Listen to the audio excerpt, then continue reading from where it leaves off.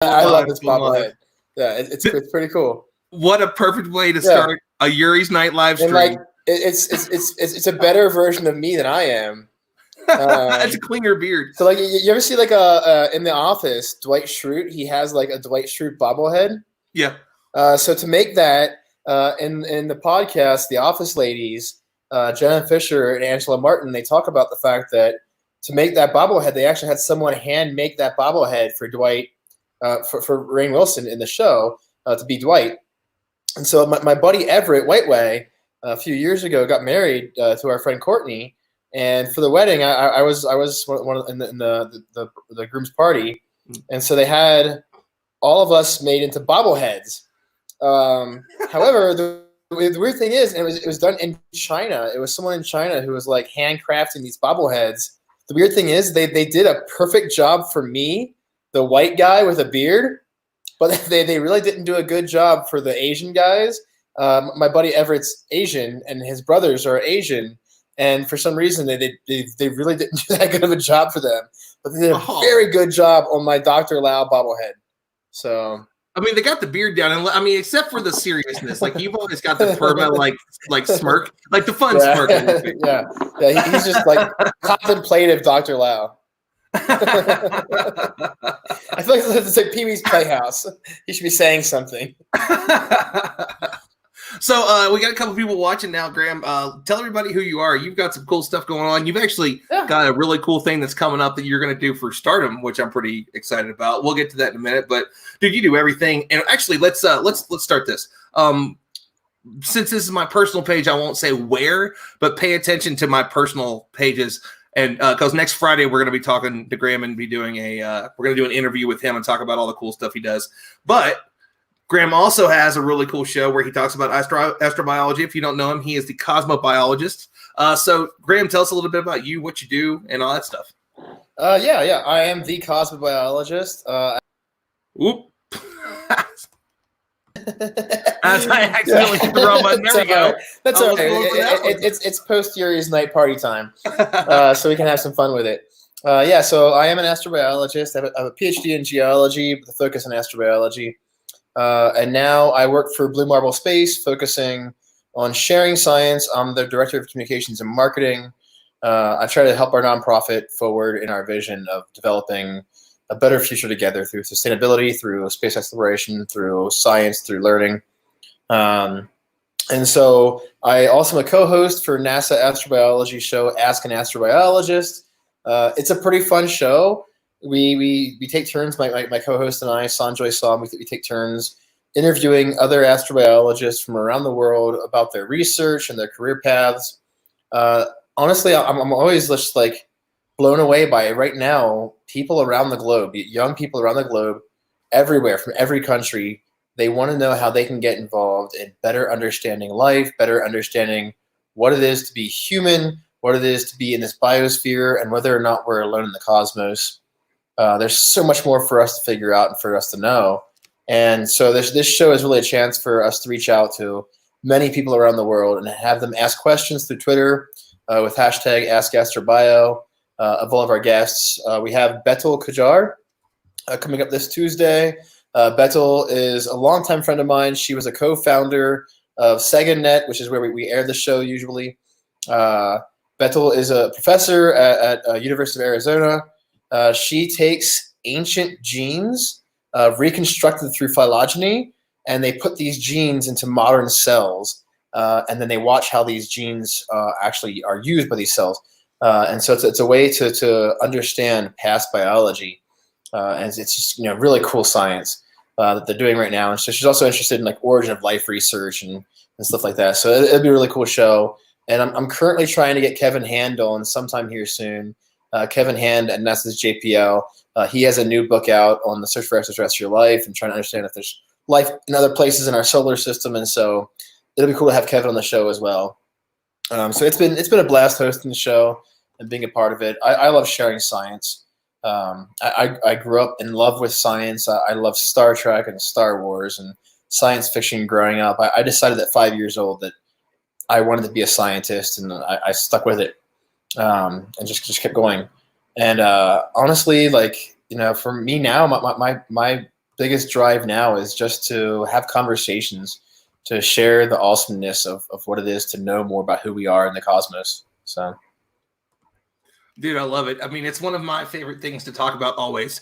If we start diving into it, when I was doing the interview a couple days, what was that, yesterday? It seems like so long ago, and it was less than 24 hours ago. But when I first started watching Cosmos, the idea of alien life out there, it terrified me when I was a kid.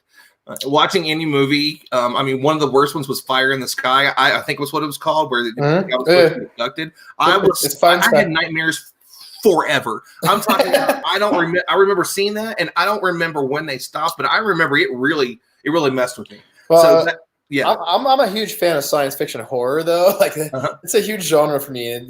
It's Event Horizon, still the scariest thing I've ever seen. I love Event Horizon so much. Me too. if you have a chance to watch the deleted scenes. So honestly, with Event Horizon, they made a very bad choice, because if you watch the deleted scenes are incredible, and some of the scenes they kept in are like wonky, horrible, just not really good storytelling. And I think it was like a production studio kind of decision where they wanted it to be like more understandable, relatable for a general audience. And so they left out some of these really like dark, ominous, kind of quiet scenes that really would have built that film up even more and made it so much more terrifying for a lot of people. It was, man. It was absolutely scary. And before we continue on, let's welcome in Will Young, Deep Sky Dude, the man, the myth, the legend himself. Glad to have you here. The three bearded dudes is what we should call it. The three bearded space dudes. Graham makes us look like we just grew our first whiskers, is what he does. But yeah, I was to say we're a progression here. You can see the beginning, middle, and maybe the. Well, this is a long time of growth. This isn't just pandemic beard, even though it's getting very pandemic scraggly now. So. Yeah, I went to pandemic stubble, and then this is what's grown out of that. Yeah, because I'm just very, very lazy. Yeah, so. And that's my deal. I just don't like shaving. Yeah, I don't mind it, but it's one of the things that's hard to keep up with. And I'll tell you right now, the reason why I have a beard is because I look like a garbage pail kid if I shave, because I've got like the double chin and then the tattoos and like all the other things that go along with it. So it's just better if I have a beard. I also don't look 16. So that's just a positive in life, is what that is. You don't get carded as often and things like that. It's actually I still get carded all the time. You do? Okay, well, I'll take it. Yeah. So Will, I know that you were working on some cool stuff earlier. You're working on your new album. So Will and I did a really awesome live stream last night. We'll tell everybody about the what you do for Asset, which is your local astronomical society, and then a little bit about what you're up to with Deep Sky Dude in the new album. Yeah. So thanks, Ron, for having me, first of all, and good to hang out with you guys, of course. I've been the president of our local astronomy club here in Beaumont, Texas, since 2012. It's been a long run. I think at the end of this 2-year term, which is what they are, you get reelected every 2 years. I think it'll be 10 years, or at least I guess it seems like that anyway, which is a long time. But it's a great club. I joined in 2009 and just became really fast friends with a lot of the members and just learned, so much. So when the opportunity to become president came around, I was like, well, sure, I can do that, I guess. And so here we are, almost 10 years later. And so it's a good group. We do a lot of outreach for middle schools, public libraries, high schools, you name it. And we bring our telescopes out as individuals. We go to the middle school or the library, whatever it may be, and we set up and we show them the moon or the, Jupiter, whatever's up, and we do all that. Hey, we have Athena here. What's up? Hey. What good disaster. How's it going? Ron, you're muted, my friend. I can see you over there articulating. I honestly didn't think that many people would be totally down for it, but I love the fact that Athena don't have her face painted. Hi, guys. Oh, my gosh, we're actually live. I'm so sorry. I thought this was like a private chat. I'm like, you're live everywhere. I told him, I'm like, Ron, like my beard is like really unkempt and nasty right now, but whatever. It's the middle of the night of Yuri's night. Who cares? Let's This just go time, for it. if we would have been in LA, we would have all had smudged makeup and like been cross-eyed. I was looking at some pictures from last year. I was like, wow, we had a good time last year. Wait, Ron, how did you get your glasses to do that? Are they green screen glasses? Yeah. So I've got a couple of different apps running right now. So I've got one is XSplit and then one Snap Camera. So I've got Snap Camera running through XSplit. So Snap Camera is doing the glasses, and then XSplit is my my background and stuff, the moving background, and then it goes through this one. So yeah, I've got a bunch of stuff running at once. That is so sick. Wow. I've never seen that before. Yeah. That is so, I'm not even surprised. You look like the that GIF, one of my favorite GIFs of a cat with Galaxy. Oh yeah, the space cat with Galaxy glasses. Yeah, I love it. So sick. That's so cool. Wait, so what are you guys chatting about? I should have my computer open. I would have done my computer. Here, sure. I mean, if you want to rejoin, Will was just telling us a little bit about Asset, which is the astronomical society that he works with. I mean, everything's just kind of loose and free right now. We're going to get, obviously, everybody here was either watched Yuri's Night or Athena. I got to host Yuri's Night tonight and killed it. So I definitely want to talk about how cool that experience was. But yeah, but Will is getting ready. So Will's working on a new album, and I'm really excited about Will's new album because this is Deep Sky Dude Volume 3. He makes great music to like sit and watch the stars to, which is really cool because he does the virtual like mooncast, and then you can like jam out to his music, and it's a good time. It is. Well, thank you, man. It's it's Volume 3 now, which is kind of weird. I put 2 out in 2019, and I'm gonna go for 2 in 2020 as well. Full length records. So it's a lot of work, but it's a lot of fun, and it's instrumental, so I can really experiment. And because you need melody and music, right? And so vocals are typically your melody driver. So with this stuff, I'm having a lot more fun kind of experimenting to see where I can push the music, so it's a lot of fun. I think I'm aiming for around 12 to 14 tracks for this one. We'll see what the final count is when that day is done, but the first single is coming out soon, probably within the next several days. It depends on like how my distribution service puts it out, but I'm basically in the final mixes for that one, and then the rest will be coming out. The single is called Red Dwarf. So if you're a fan of that show from the BBC show, or if you're a fan of the most common type of star, it's kind of a, So I mean, definitely both. Yeah, I mean, you can be a fan of both. I mean, I grew up on Red Dwarf. The series. Hell yeah. I mean, I'd watch it on PBS all the time, and the song had that vibe to me. I don't know why, but it did. So I was like, you come to the point where you have to save the song. You have to actually hit Command Save, and then it's like, what do you want to name it? So you have to kind of like throw something in there, right? And a lot of times the thing I throw to the wall, it sticks. Sometimes I change the title later, but Red Dwarf was it. So, but yeah, it's coming out soon, man. I really appreciate the support. All y'all that listen to it on Spotify, there's 2 other volumes out, so you can go get those at your leisure. What just happened to it? Cool. My dad, that's what happened. Ask your dad to join the show. Your dad is awesome. It sounded like a Nerf dart or a ping pong ball. That's kind of what it sounded like to me. You gotta watch out for those Nerfs, I thought man. somebody died.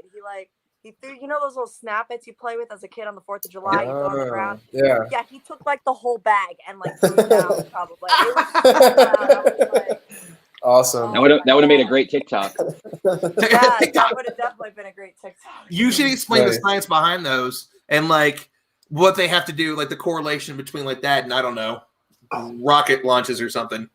TikTok video, 1 million views. Just saying. Yeah. There you go. There you go. Oh my gosh. Nice. I dare you, Ron, do it. I am nowhere near. So I'm really good at talking about stuff if we get into like the conversation of a certain thing. Like say if we start talking about life in the universe, I'll dive into it. But when it comes to breaking stuff down, that's my next level of thing I'm trying to build on, like to write a script of something and then break it down easily, which is something that you kill it at, Athena, like on all your videos. And Grant, let me say that everybody on this show right now does that. Graham's amazing at doing it, especially when it comes to life in the universe. Will is amazing. I don't know anybody that does a live stream of the moon better. Like, just to sit and watch him. That's one of the reasons that I got a hold of him and said, "Hey, man, can you do the virtual mooncast? Because I suck at it in comparison to you." And wait, I suck Will, at it you were too, at man. the I just CRS make it. 20 mission, right? Yeah, that's where I met you. Yes, I met you at the I yeah. was like, I was like, I know this guy. I'm like, he was in our video. I know I have you on Instagram and the Twitter and all the other Yeah, stuff. That's dope. and it's been weird ever since that. I've seen you like everywhere.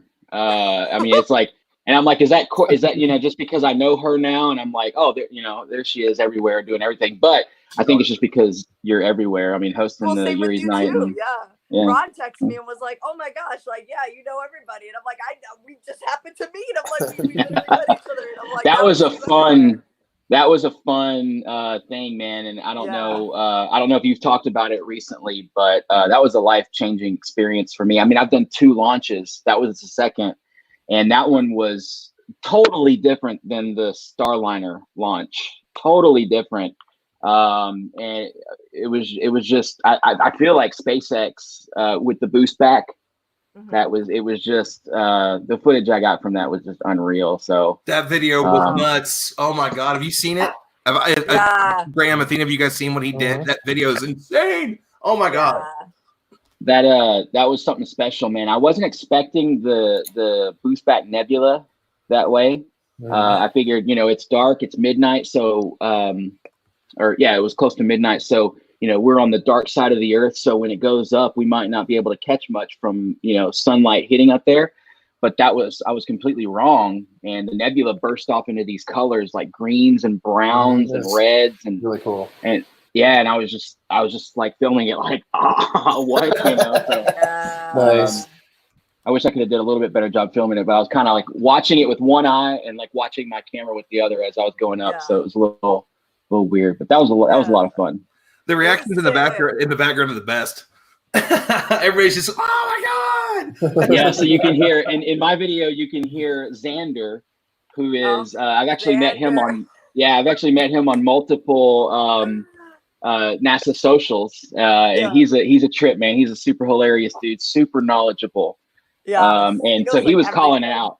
Yeah, he was like, okay, Miko's coming up, okay, this and that, and I'm just kind of filming it like I'm loving it because I'm catching the audio of him, and I'm like, I don't have to explain this later because he's doing it, and everyone around us we were all so hyped, and so we were all just like, so science, It was science sick. for the I win. was in the bleachers behind you, and like I had my DSLR going, and then I was live on Instagram and was like leaning back and was just falling into the bleachers, and I actually fell. I physically fell into the bleachers, and it was so funny. If you guys haven't even like heard of Xander or like met him before, come across like him, throughout, I guess, our space community, it is so funny. Like this guy, I have him in the background of like half of my videos, and there's one of them where someone went to check his pulse while we were pulling up to the Falcon 9 rocket.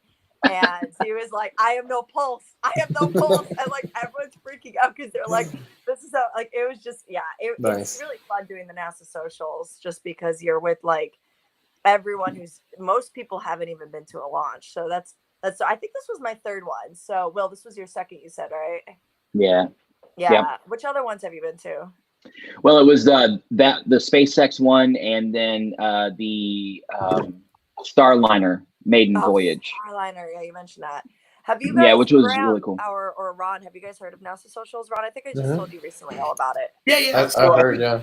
Yeah, I think Graham, have you done any yet? I'm sure you have not, unfortunately. I really wish I could. Yeah. I'd love to at some point.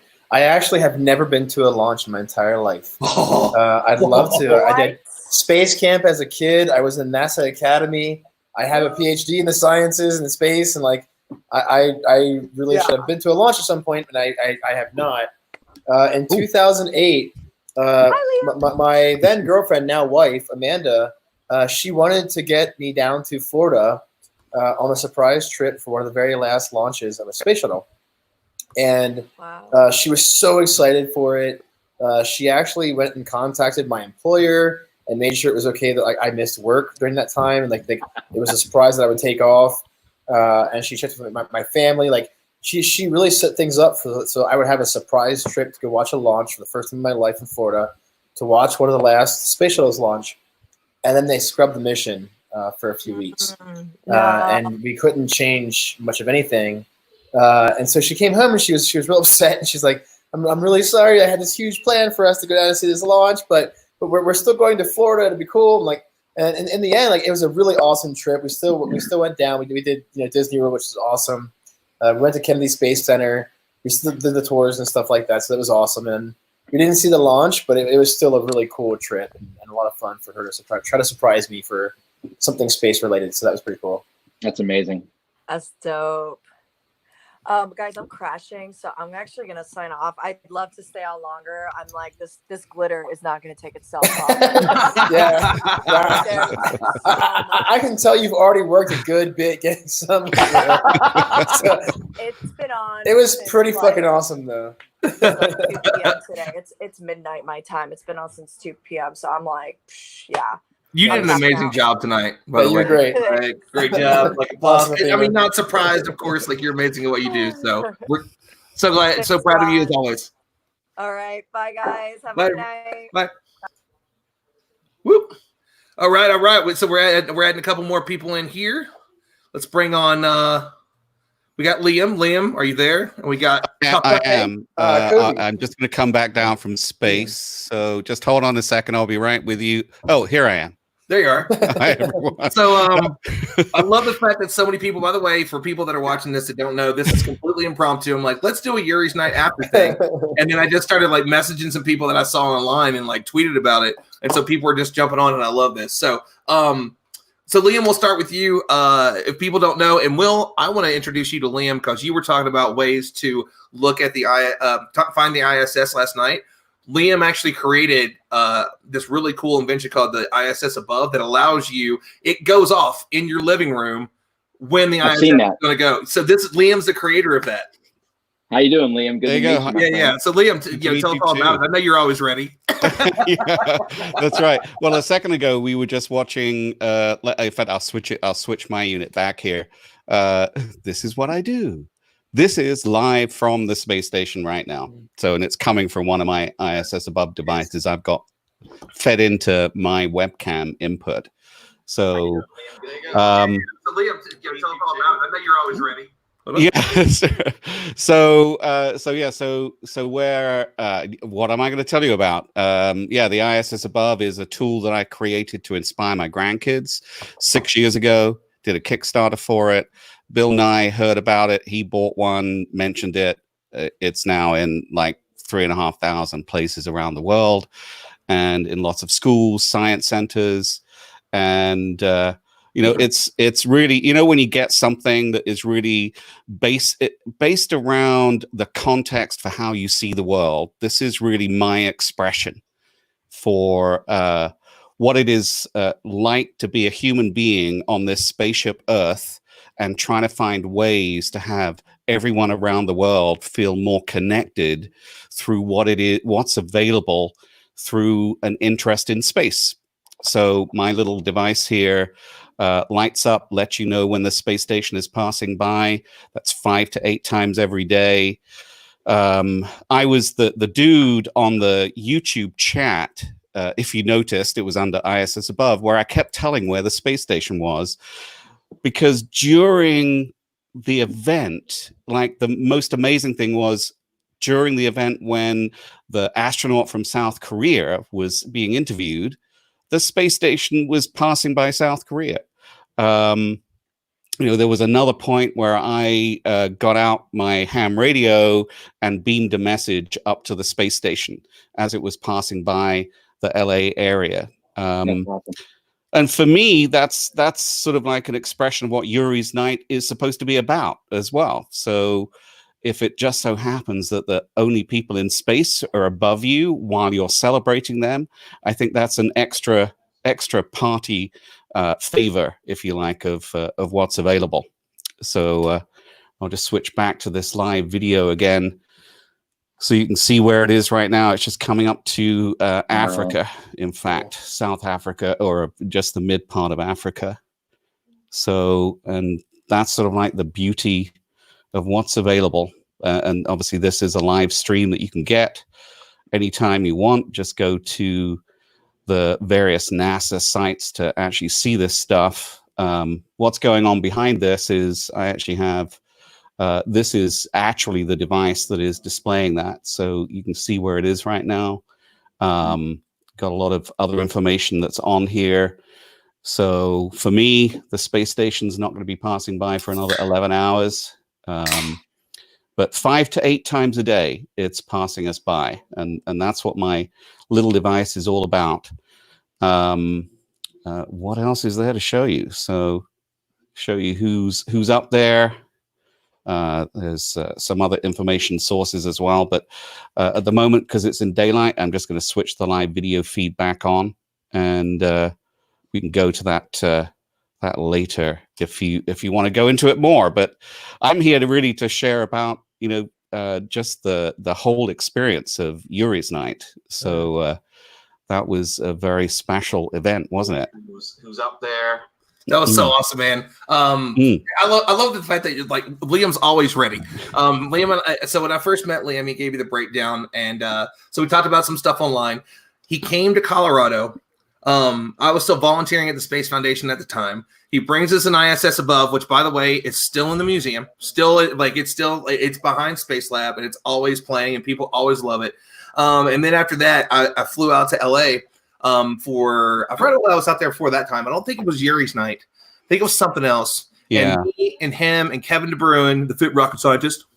I don't know how he does it. I think he does it that way, but I'm nowhere near like his that look, right? So we all. I'm the unfit, not rocket scientist. Yeah, for real. And so he takes me over to Planetary Society. Bill happens to be there. Takes me into Bill Nye's office. We start talking. I get to do an interview with him with ISS above behind us. And this is all, again, this is what I love about the space industry. If you go to a very space-heavy place, you never know what's going to happen. I didn't know I was going to the Planetary Society. I didn't know like any of that was going to happen. We went to lunch, and it just ended up popping up, and it was just the coolest thing ever. And I love that. So before we get to anything else, Fefe is here, one of my best friends in the world. I love Cubby. I'm not sure exactly how to say his name right after 3 years of best friendship. But like he's my dude. He does fun fact science. I got to see me, him, Sarah Silva, and Lee Giat all got to go see. And I'm sorry, I forgot about the ethereal one. Maddie was there, Maddie Kothi, who's at SpaceX, and all this. We all got to go to this rocket launch. I don't think I'm forgetting anybody, right? That was all of us in the group. Please tell me I'm not forgetting anybody. I'd feel terrible. I mean, there were so many amazing people who were there who we met along the way. Your mic's just a little low, Cubby. There were so many amazing people who we met along the way. But yeah, that was the main crew who we. Hey, Matt Haskell. Okay, so Matt Haskell. Let's back this up. We had a group of people that were supposed to be there, and then we went to what's the name of it? It's a really popular Italian place that everybody goes to before launch. Zarella's? I think it's Zarella's. Yeah. So we went to Zarella's, and like John Gould was there. He came and hang out with us. Matt Haskell, who did some really cool stuff with us for a while, like who's like an amazing spaceflight photographer. He takes us to a really cool spot so we can see it. So thanks to him for that. And we just had the most amazing 14 hours. All this went down. Like I flew in, we got in a car with Lee. We took a road trip. We watched the launch. We hung out and ate, and then everybody went home. It just so happened that Kavi was here from Australia. I'm sorry, from Israel, from Jerusalem. Although he's originally from Australia, so there's a lot of story to Kavi. So you explain you and fun fact science and everything you do, Kavi. I don't even know where to start. Firstly, you guys can hear me, right? We can now. It's just a little too close. Okay, so I'll try to do what is it? It's meant to be one fist away, right? Something like that. Maybe a little closer. That's kind of the funny part. We're trying to figure that out. There you go. Perfect. Yeah. Good. Okay. Yep. Great. Yeah. So as Ron said, originally from Australia, born and raised, moved over to Israel 9 years ago. Yeah, almost 9 years ago. Came here, met my wife. Been studying here. Working on a research team here as well, doing a few other interesting things. And then, I happened to be over in New York visiting my wife's family. And at the same time, I combined that trip with the launch of the Space IL Bereshit attempted lunar lander. Some people will still claim that it landed, just it didn't soft land. And I figured we'd make a trip out of it. And was amazing that we managed to get everybody to come down there at the same time. Because as you said, Ron, it was like a weird 14 hours of just everything together. That was just totally mind blowing. Nice. Ron, you're muted. Ron, muted. Ron, you muted. Sorry, trying to because I'm typing in between because people are like messaging and stuff, and I'm trying to make sure that the volume's not coming through. Yeah, that's because right. people are talking like a bunch of keys clicking. yeah, and I don't want to be rude about that because like there's other people that are talking about wanting to come on, and I'm like, I don't want to interrupt. Nice. So Kavi put together this really cool thing, which was, I forgot the exact name, and I know that there's been some emails going on about back and forth about it now, but it was a science league. And I don't know if, I hope that you saw that last night or on the Neil interview where we were talking like a little bit about that and how that kind of, those things end up popping up. So Graham's a part of it. Kavi's a part of it. He invited me. Star Talk was a part of it. Tracy Prell was a part of it. There's just this big group of people. Athena was a part of it, where we started talking about really cool people in space and science. And it was a thing where all of us were putting like tweets and videos and stuff out about it. And it was about some really amazing people, but it started with what was the Sisters of the Stars episode of Cosmos, I believe. So it was like Henrietta Swan Leavitt, Cecilia Payne, all those. And this was just this really cool thing. And we just ended up talking, and I DJ'd for a long time, was up really late night, and Kavi would be up at the same time I would be. So we just became best friends, like nerding out in the middle of the night. It was so great. Like my wife would understand why I'm listening to a 10-minute voice note from some random dude across the She knows now. Nice. And it was like, that was such an amazing experience to go out on that launch and stuff. So Lee, I see that you are listening. Lee, if you want to join us and you got some stuff set up, man, Lee, I will more than happily invite you to join us and talk about everything that Flying Ostrich is doing, because you're amazing. So he was there, and it was just such a cool night to be able to hang out, and it all worked out. And again, what was so cool about the fact is that Lee comes from that background. Kavi came from like that part of the world and just so happened to be here when they were taking this first moonshot. Like, it was just such an incredible coincidence that we all got to meet and do that. And I love that about it. And and it's even better because Liam's shown us the Earth from space and just showing us how we're all connected. And it's just, again, none of this was planned. I love the fact that this just all came together 30 minutes ago. Everyone's like, let's just do some things. I'd gotten out of the shower about 10 minutes ago, and I thought I'll check my Twitter just quickly before I get to work. Hey, at least you have showered. But are you wearing trousers? I'm wearing pandemic. I can neither confirm nor deny the existence of my trousers.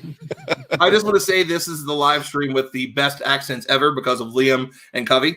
So I just want to throw that out there real quick. Am I being understood? You guys are just like smiling and nodding and saying yes. I'll just let the Earth speak for me. There you go. I noticed that Will, were you turning your head sideways a second ago? To look at the to look at this. Yeah, that's right. Yeah. Isn't that? Yeah. Which is dumb because there's no. There's no up or down in space. Yeah, it kind of messes with our heads, doesn't it? It's so which great. was one of the biggest things with like Star Trek, right? So like tonight for Yuri's night, like we had a bunch of conversations about Star Trek during the YouTube comments and stuff like that, and on Facebook.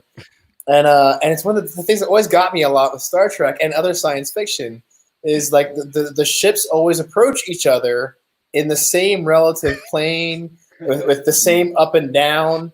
And it makes no sense. Like, why wouldn't they come in at all kinds of weird angles and directions? Because it's space. There is no and they've got their own gravity. Yeah, they have no reason to think in those terms.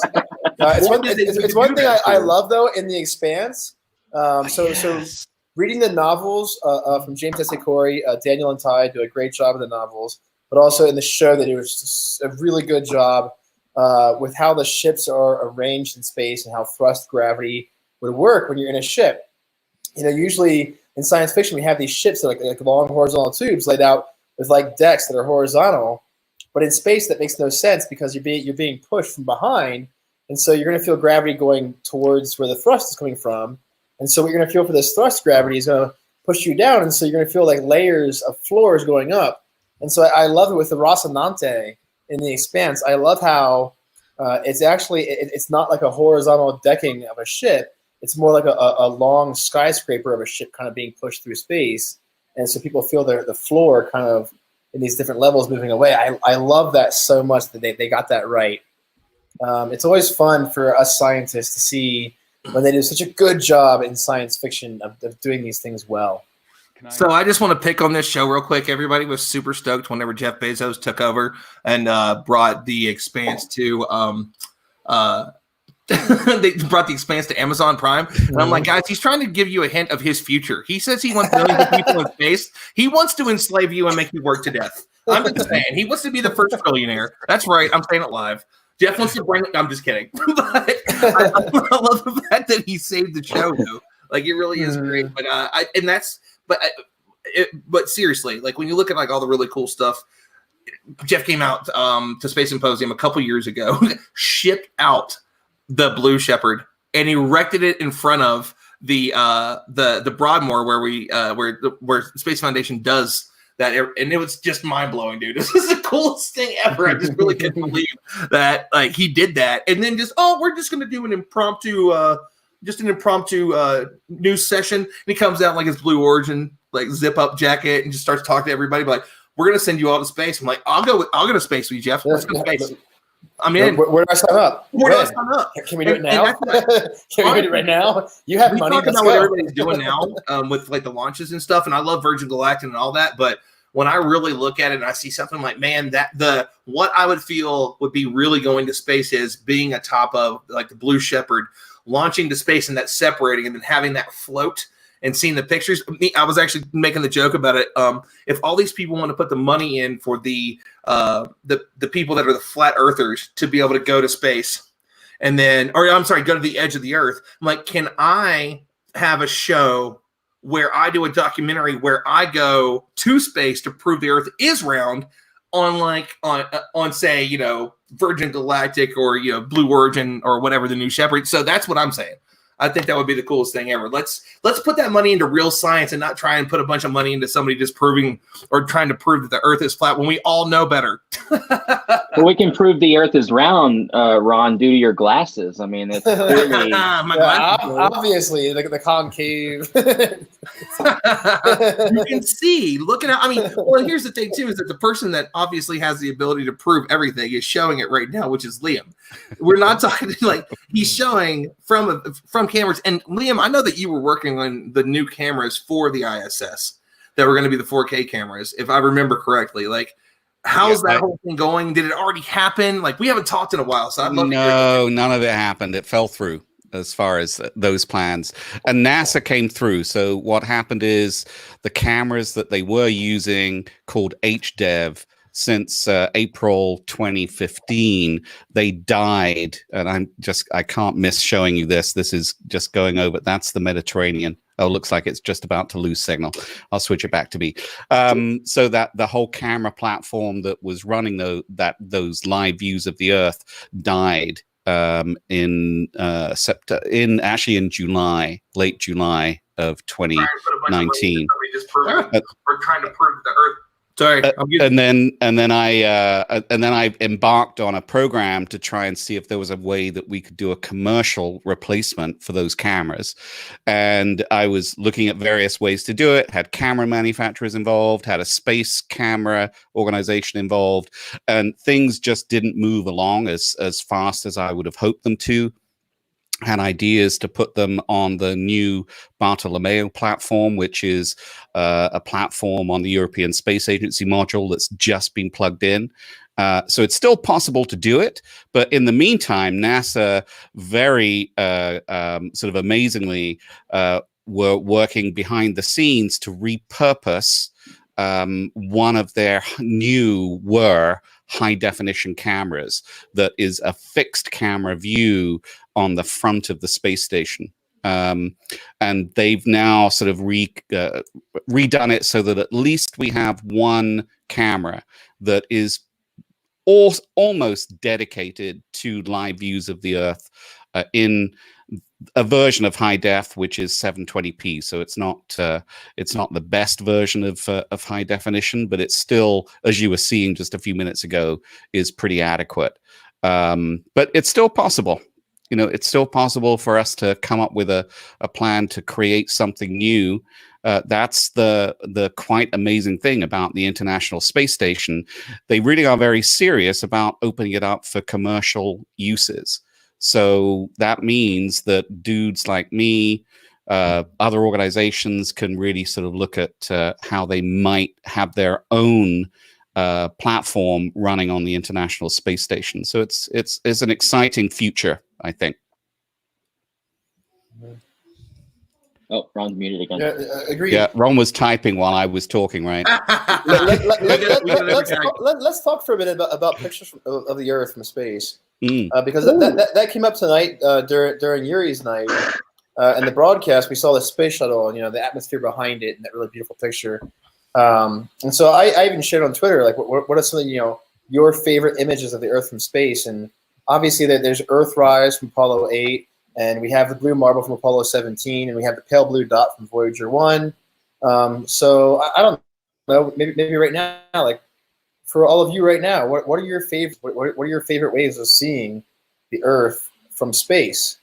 So I'll start off with just one of them that I love a lot is the very famous picture of Bruce McCandless when he did his very first untethered flight, and you see this image of him with in his suit with his module here, and below him is the Earth and nothing else around him.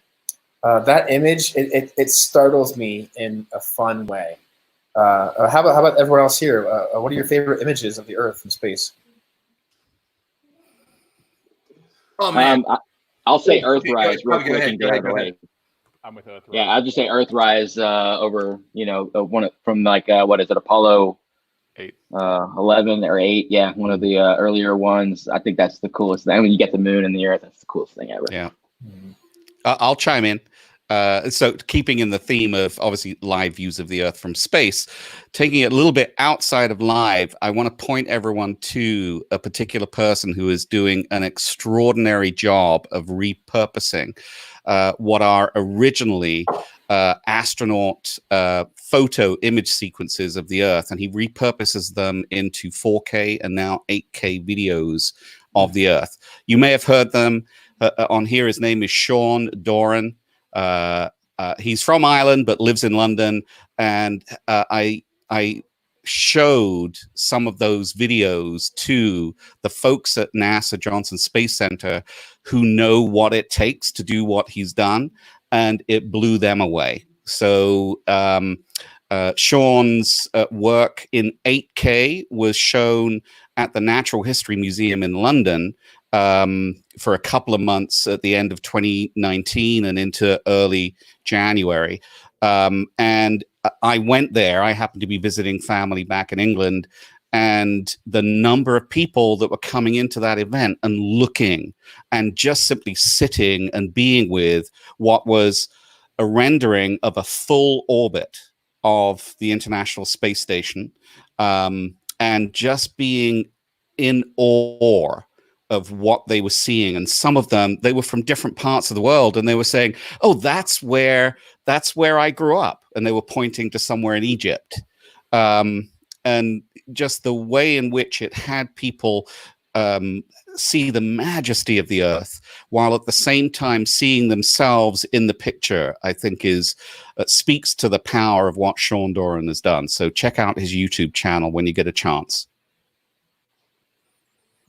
That's awesome.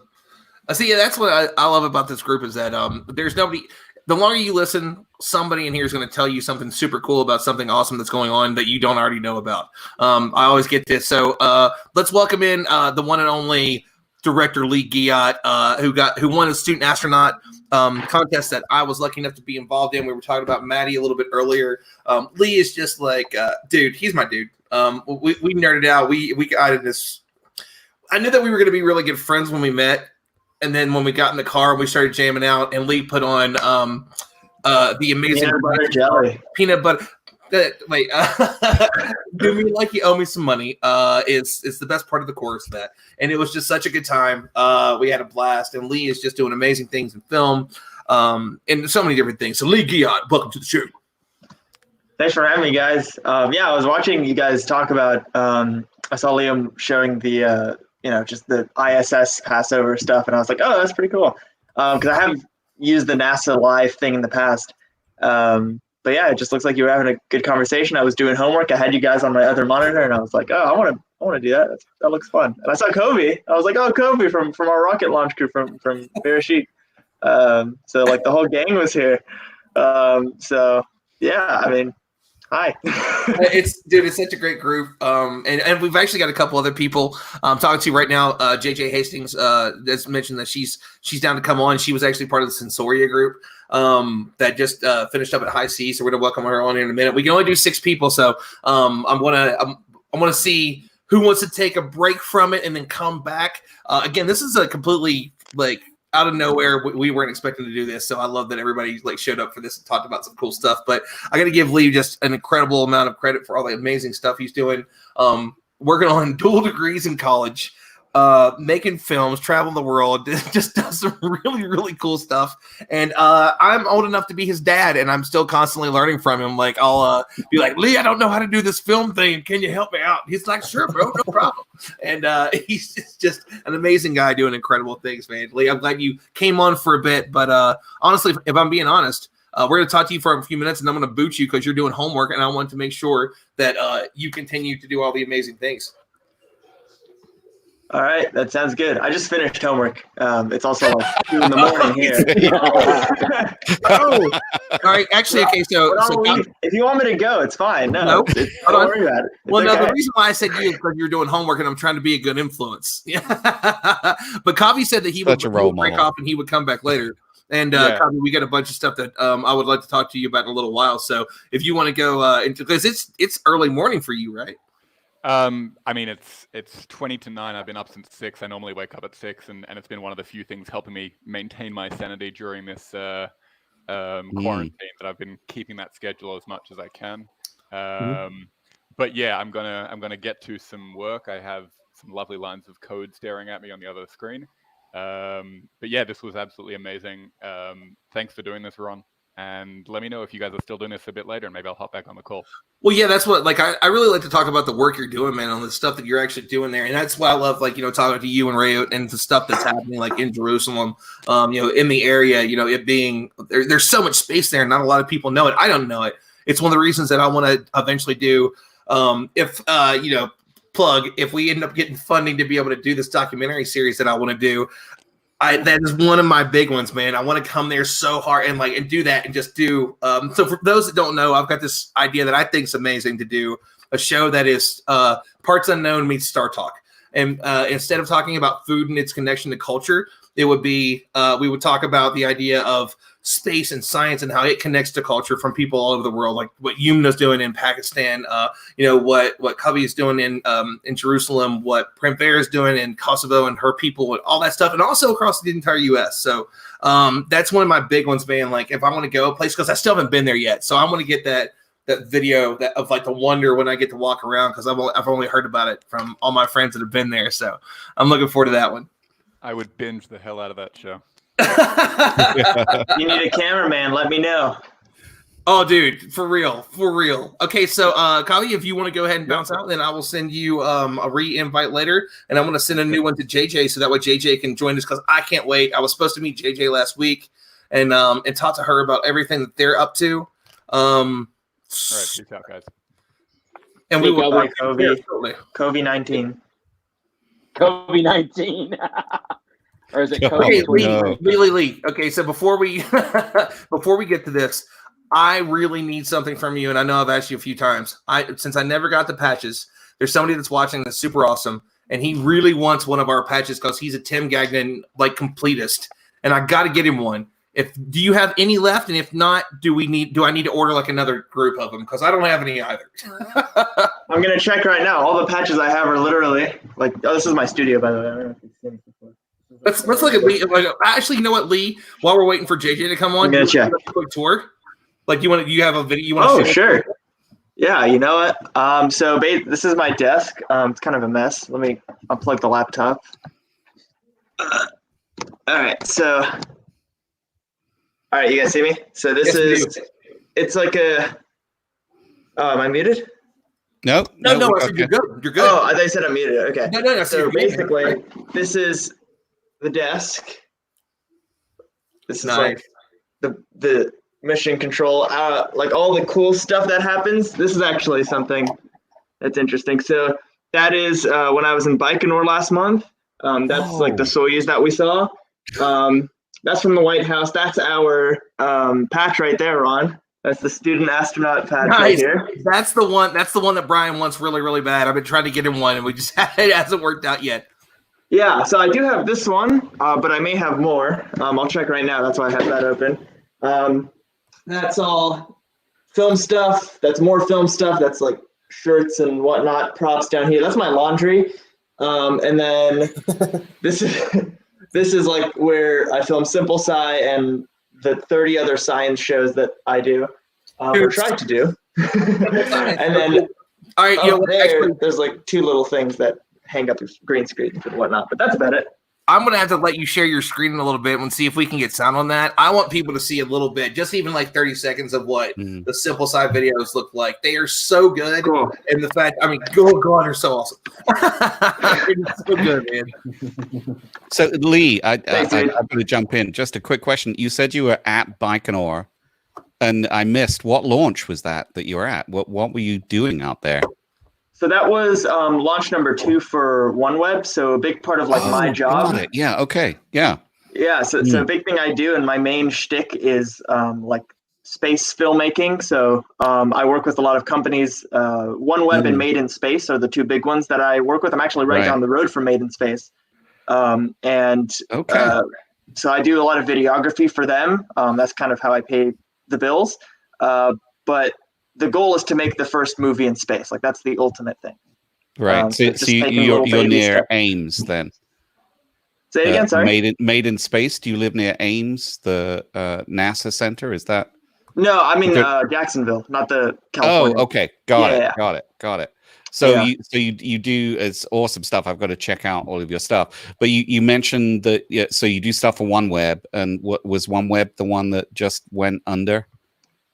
Or am I thinking of a different satellite provider? I don't know. I mean, I know OneWeb has like 5 different companies or something like that. No, they did. They did a launch, and 2 days later, they had to talk about that. Have you got paid yet? Oh man, I didn't get paid yet. Oh no! Oh no! Come on! I just give you the worst news ever. Yeah, like what an insensitive dude I am. Holy crap. No wonder my emails have been unread for like 2 weeks. No, man. You're just thinking it's COVID, and really, it sort of is part of that, I guess. But maybe. Wow, that kind of sucks. My gosh. No, I've just given you a real, not a very good news there. I feel so bad now. Wow, I'm just gonna have a beer, and I'm gonna forget that I've just ruined your night. You're gonna get a treat. Like it's been happening, but Lee's just been so busy because, again, like dual major, all the stuff that he does. This guy is just crazy. Like, I do a lot of stuff, man, and everybody on here does a lot of stuff. And speaking of somebody that does a lot of stuff, Shay, I thought you were gonna. Are you going to be an actual potato? Like, are you ready? I know what he's done. A space potato. No, that comes from a Zoom where some person is doing I know. I have it. Hold on, I can be a potato too. Yeah. I can be a potato. Hold on, we'll be a potato. Hold on, you don't know what that's about? Oh, I know exactly what it's about. I can do it too. Just like this. Boom, I'm a potato. Oh, no. I'm a potato in space. Ron, you're so much more gifted than I am. I can't get it live. Wait, how do you do the potato? I want to be a potato. Bro. Lee, I have magic. The student has become the master. Ron. I thought I was the gifted. I enjoy how when you get closer to the camera, it's the movement that makes it all the magic. That's just hilarious. The It's all way too much detail of Ron. I think I'm going to faint. If I faint, just It's quite disorienting, just especially message in my the wife or something just to go come pick me nebula. up. Because I'm Space Tater. That's going to be my new thing. Maybe I should do all my videos, my space videos. Or maybe I should do TikTok. Done it with Neil deGrasse Tyson. You know what? I almost started the video. I actually started the video with that, but he was like 10 minutes late. So he didn't see it. But I wanted to do that and just have him come on as me. Is it like actually? No, I'm sorry. I was the pineapple. So there's a pineapple too. Let me get back to the pineapple. Pineapple's my favorite because of the hair. Favorite? Okay, I'm waiting. Hold on, wait. I gotta bring it back up again. Let me bring it back up. This is my favorite, and this is gonna be great because of the fact that it's also gonna be in space. And then JJ, we will get to your awesome work. Bam! Oh, where are the prawns? Yeah. Now you're a nude pineapple. That's no good. You can't see. So there's a lot of things you can't see there. Yeah, Unfortunately, it's missing the fronds, and you kind of look like a weird virus from space. Topical, Let me do this. topical. What I can do with this, I can switch from. I'll switch to Snap Camera Total, and there we go. There you go. And you get the the fronts. Wow, that's weird too. Now it's nice. Sounds strange. Because they're green, mate. They're green. It should be. The fronds are green. I wonder if there's like all these really professional. There's experts over here that know green screen technology, Ron. Let's try it again. Oh, there you go. Oh my God! There it That is. is the real Now you got behind some there.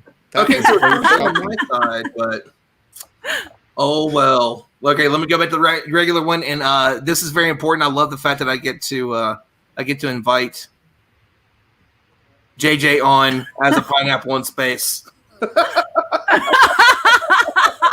That is the weirdest thing. Let me flip back here. Here we go. Just to get me back to normal. So JJ just did some. It's doing a couple amazing things. We were supposed to meet last week for Space Symposium because the entire Sensoria team was supposed to be out here, and we were going to do some stuff. And I actually got Graham and I got to meet Micaiah virtually face to face last week, which was awesome. I got to talk to her in a virtual happy hour that Shannon Hadaway did. I'm sorry, Gata had done. And she was just awesome talking about all the amazing things you all have been up to. So let me, Micaiah, my sister in space. Let me give it over to you because that story got so much news and it was such a cool thing. So give us a little background about that program. Yeah. So look, I'd been on an analog mission before, and just to give you a bit of context, I'm an expeditionary explorer. I do research out in the field. So when I was invited to go on an analog back in 2018, I jumped at the chance, of course. Cool new environment. And so that kind of got me thinking about the experience of taking a group of exclusively women out into the field and starting to train for expeditionary research, what it means to give women a particular platform and the training that's required to go out into these extreme environments and conduct rigorous research, right? So analogs have been fantastic spaces for simulating the sort of environment that we expect, especially that containment that we're all experiencing, that isolation and the need to try and push through mundanity and a sort of sense of absurdity that you feel in this sort of environment. So analogs have been fantastic for that, but I actually formed a company at the end of last year out of the desire to make these simulated spaces rigorous and deploy them out into the field. So to carry out more expeditionary research, to give women in particular a sort of platform to advance their careers, provide them with training and professional support, and maybe highlight their already great work. And then just carry on doing the amazing research that we all kind of do individually, but now sort of giving each other that network effect of support that some of us women who are working in fields still as a minority kind of need. So I really was so excited to see Dr. Cyan Proctor tonight on Yuri's night. She was one of our Sensorian sisters on the mission as our science communicator. And Tanya Harrison, Dr. Tanya Harrison, Tanya of Mars, served as our mission specialists, our specialists that anyone could turn to for context of planetary sciences on Mars during our mission. So we really have an incredible network of supporters, and we have plans already in place to not only do further analog missions out in the field and conduct rigorous research into planetary sciences and astrobiology, but also to eventually build our own space habitats. That is incredible. Like I loved everything about that. It's such a great group because, and there's so to give another plug, there's a bunch of the women from Possum 13 and Project Possum. At least a couple of them that were on there. Cian was one, Aaron was another. It's just some really, really great people, some space nerds that I knew and loved already. So as soon as I heard this thing was happening, High Seas, by the way, is an incredible thing. I really love it. I heard about it some years ago when I was working with Galactic Farms, where they were the ones that introduced me to it. And everybody that I've met that's done that has just been really, really amazing. There's a lot of really great analog programs out there, and it's right up there with the best. And I'm so glad you had that really amazing experience and got to do that. I can't wait to see what you all are going to do next with it. I'm excited to hear that there's even more coming. So this was Crew 1, right? And you have plans for the foreseeable future. Yeah, what's next, right? Yeah. Well, the rest of the world is coping with isolation. We are thriving. This is where we start to go, we're in the groove. We're in our space. And this is where we focus on resilience. This is where we think of what comes next. I've been talking with a number of my colleagues who are either former astronauts or work in human space performance. This is actually a really interesting time. We've seen a lot of our colleagues in the space sector talking about that experience of isolation and what it means to be in an extreme environment or even away from your loved ones during trying times. But there are some differences here that I think are kind of important to highlight. And one is, I train for these kind of scenarios, right? Astronauts train to be in those extreme environments, and they train as a crew, as a cohort, to go into those environments, to have an expeditionary kind of mindset, an openness to these sorts of scenarios. Most of the general public hasn't trained for that. Not only that, but there's a sort of indeterminate length of time that we're trying to cope with, something that seems so beyond any of our abilities to manage. So there is quite a bit that we can learn from these points of isolation, but I think we also kind of need to recognize that there's a limit to the analogy here. There's a limit to what space can actually inform us of this particular time, coping with a global pandemic. So anyways, I guess the sort of point of what my colleagues and I are trying to strive for is, how do we try and expand out that notion of resilience? How do we share with others ways in which they can become more resilient and adaptable to times that seem like they're so beyond our capabilities, which is something I can certainly understand right now. I love to see what's going on there. And so, has anybody else here done anything yet that's been in that area when it comes to like the isolation or an analog? Because I know that I want to do it. I want to do MDRS. And I love the fact that we're having a lot of people. So we had an isolation panel the other day on Explore Mars, and Scott Kelly was on there, but Dr. Susan Ipjul was on there, and she has her platform, which is Mars Academy USA, where they're going to like parts of Nepal and kind of getting into that too. And I love this. Like for me, like I'm a Mars guy. Obviously, I love Mars. Doing the Mars Society's Red Planet Radio. Explore Mars, all the things that I get to do with that. I love the idea of doing that. And I love seeing the different ideas and plans and things that are out there for it. And I want to do it, but I don't know that I'm there yet. Like this has been a pretty good test for me. Do it. Fine.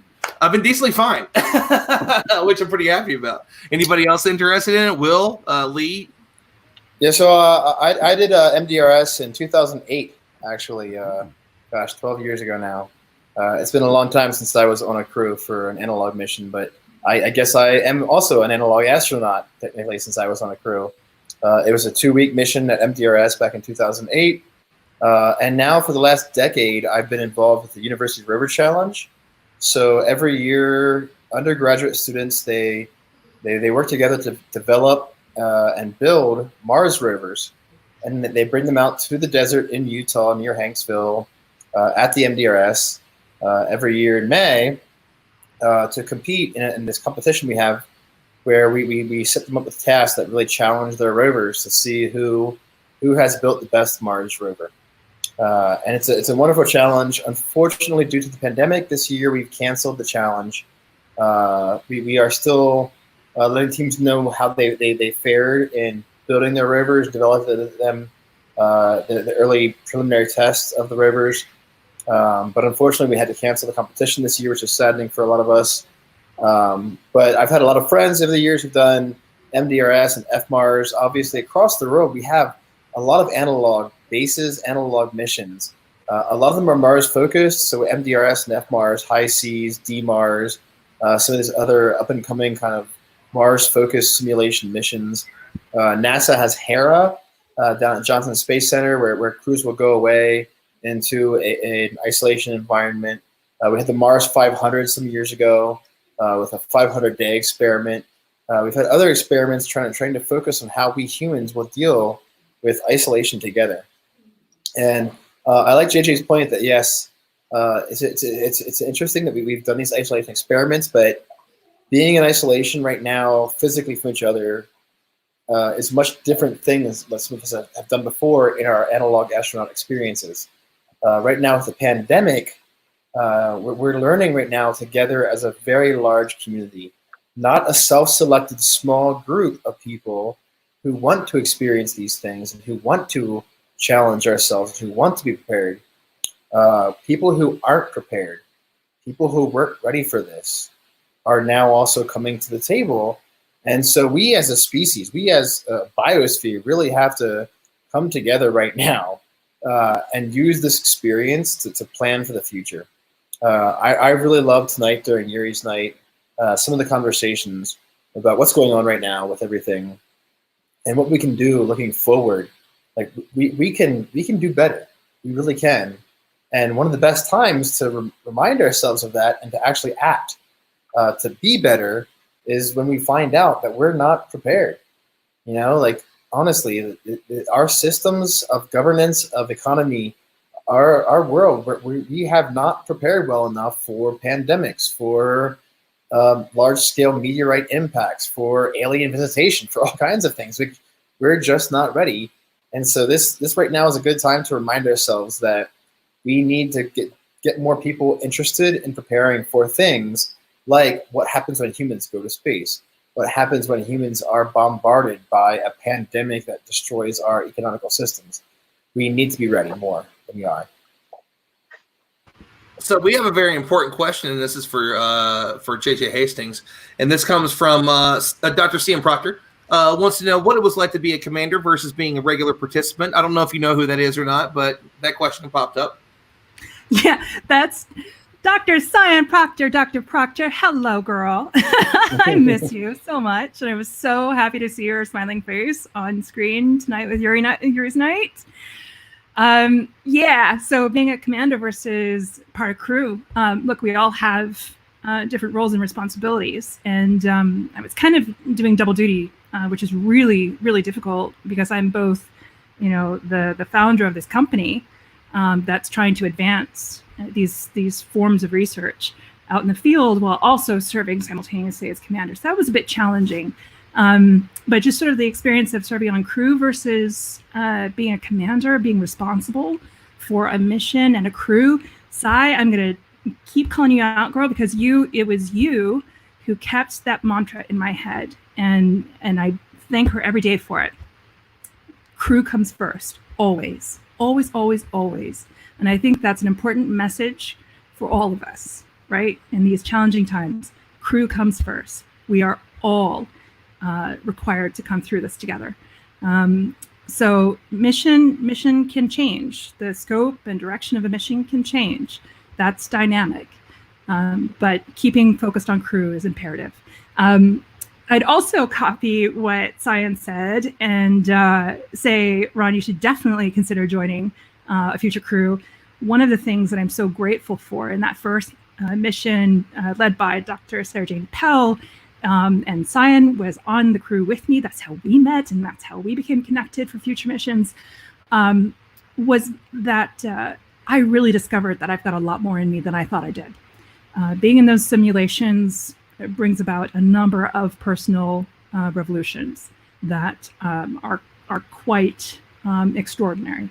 So I think similarly we'll come through this experience of being in self-quarantine, of being apart from each other. I think we'll come through this with a new understanding of ourselves and what we're capable of. So yeah, I would definitely echo what you said. And I'm also going to keep giving her props as well, because she finally got in one of her mantras. She likes saying this over and over again, and it's some wise words, that if you solve for space, you solve for Earth. So there's an importance to what we do in space, in that we can become much more sustainable and resilient here on Earth because of what we do looking outwards towards space exploration. So props again to you, Dr. Proctor.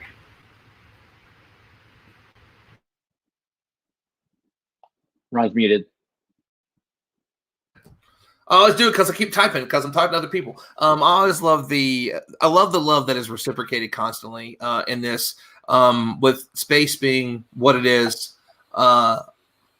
Always the one to say, this is the amazing thing that we did, but let me talk about how awesome this person is and the awesome things that they're doing and how much they meant to this thing that I did, when this is something where you would think this would be the place where everybody would want to take as much, credit as they can. Like, I made a scientific discovery. No, it wasn't just me. It was me and this person. It was a whole team. Then there was everybody that said that they wanted to make sure that it was right and all the work that went into it. I love that. And JJ, it sounds like you were an incredible commander. And CN is just going all in on Facebook, on my Facebook page, talking about it. And I love that. Yes, hi. Yeah, Saya is amazing. And I asked if she would come on, but she's exhausted, as she should be. She had a really amazing show tonight. It was her and Tanya, and I don't know how to say his name, but let me look it up. Let me make sure I'm saying it right, because it was I love The Expanse, and I love him in it. Cass Anvar? Is it Cass Anvar? Is that the way? I just want to make sure I said it right. Was my word. Mm-hmm. And I love him. He's one of my favorite characters on the show, and that was such a great conversation between two of them, because still haven't met Sai yet. We haven't had the chance. Tanya is amazing. I've got to have so many cool conversations with her recently, and to see a TV star, somebody that's from this incredible, very hard sci-fi show in a sense, who's in all of them. I love that. Oh man, I love that. This makes me happy, just as happy as humanly possible. And I also was kind of flattened by how cool it was that he was so struck by these changes that we're seeing right now on Earth because of this pandemic. Because when human industrial activities slow or stop for a moment in time, it changes our world on regional and global scales. And it's good to see that he was aware of that, and it really struck him hard.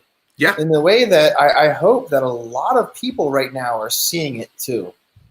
I'm glad that he came back to that a couple of times. That it really was it's impacting him, emotionally and physically. That he was seeing now this global change, and it's sad that we have to have this happen. That we have to have a pandemic scale thing happen for some people to realize that. But to have him voice it openly is important, because some people have louder voices than others due to how our society works. And those who have the loudest voices, we need them sometimes to be the ones who can help carry the message to those who otherwise don't hear it, that we really are impacting our planet. We are an integral part of our biosphere, but we are now changing our planet on a scale no other species ever has in time. And so I'm really glad that he came back to that several times. Same. And Will, I want to go to you for a minute because we haven't talked to you in a while. And I love the fact that what Will does with the outreach that he does with the Mooncast and everything. I love the conversations that always go on whenever people get in there, and he reconnects us with these amazing views, and I love Will. And me and Will have been laughing about this forever. We were goofing off one day, and I was in one of his things. I noticed that he sounds a whole lot like Matthew McConaughey, and it's a really, and what I love about this, and this is a compliment when it comes down to it, is that he's the guy behind the movie. Hold on. He's got to give us the all right. Oh, he does the all right. He does it. It's all right. No, it's well, you just talk a little strange, just a little strange. I don't know. It's better when I'm less put on the spot. Mostly when he just does it. He does it a lot. Like he'll be saying certain things and it'll just come out, and it's great. But I love that, and it's another thing too. We'll go to Liam after this because of what he shows us with the ISS above and all that too. But the virtual star parties, the Mooncast, blow people away. Like we were on an Instagram one time, and while we're doing Instagram, he's leading the whole thing. The lead singer of Filter comes on, and he's nerding out because we're watching the moon and we're watching Jupiter and we're watching Saturn, and like what Will gets to do and what he's doing with a cell phone and a good cell phone and a good setup isn't that complex, and it really connects people in a really cool way. So I mean, Will, how do you feel when we talk about like a little bit about what Graham was talking about how we're all kind of reconnecting with stuff? I think this has given us the perfect time to be able to do that and say, hey man, look, how can we not see this? We're seeing it from the videos from NASA, where we're seeing the pollution clear up. The night skies are a little bit better if you don't have the stormy skies. Right. It's even become a meme of, if you look out far enough, now you can actually see the code of the Matrix. Yeah, I've seen that one. Yeah, the screen door effect is removed or whatever. But yeah, so we're in a special time, like even Graham was saying earlier. I mean, this is kind of an unprecedented thing, but we've dealt with it in an unprecedented way. I feel like, we've done more things like this.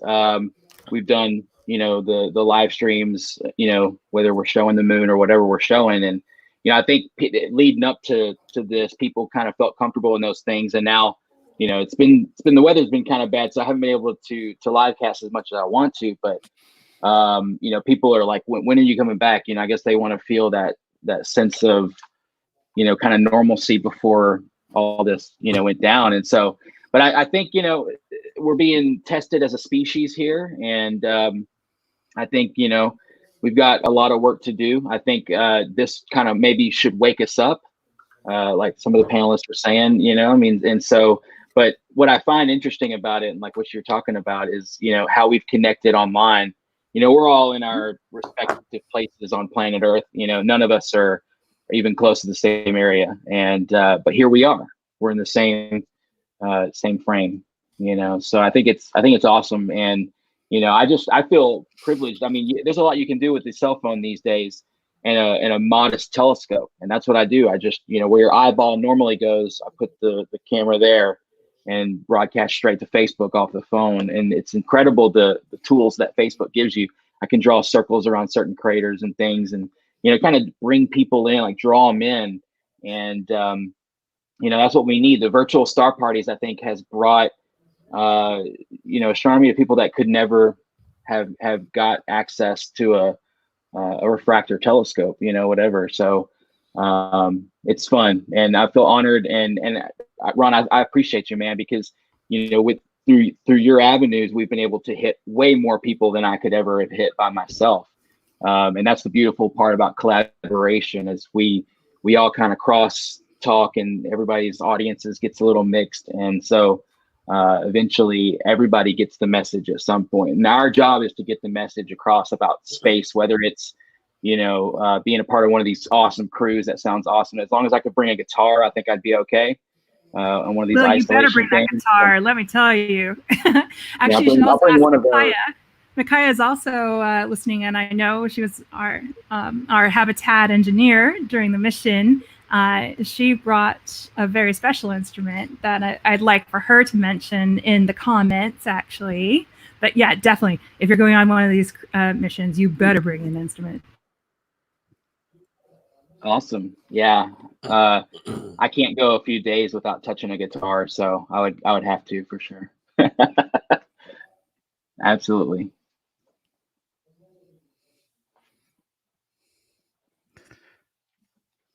Ron's muted. Yep, I'm muted. Yeah, I was trying to see if Micaiah would come on. I'm hoping that I'm hoping she sees our message and she'll jump on with us for a few minutes.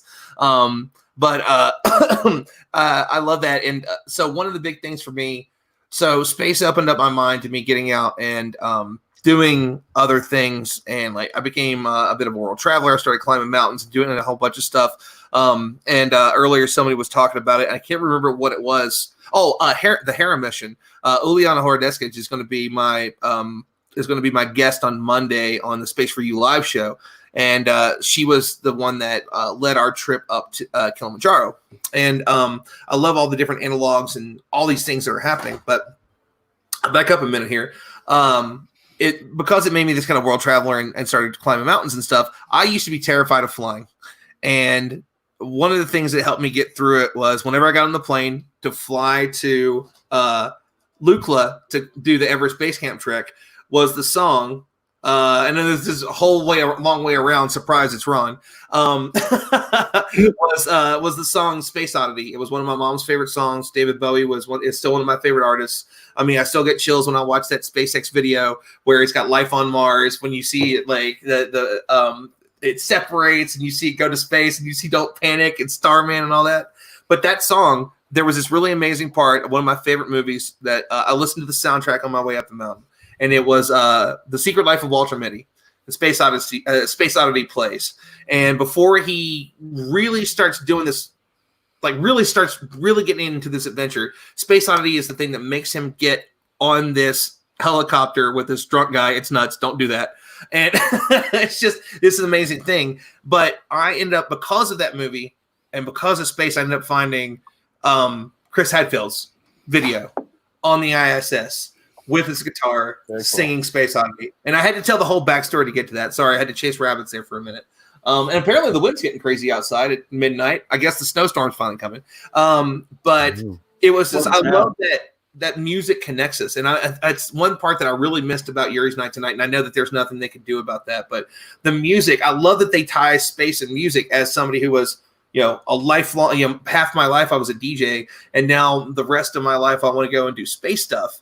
And I love the fact that we can, it was something I was talking about yesterday in the interview I did with Neil, was the importance of art and the importance of, design and all those other things.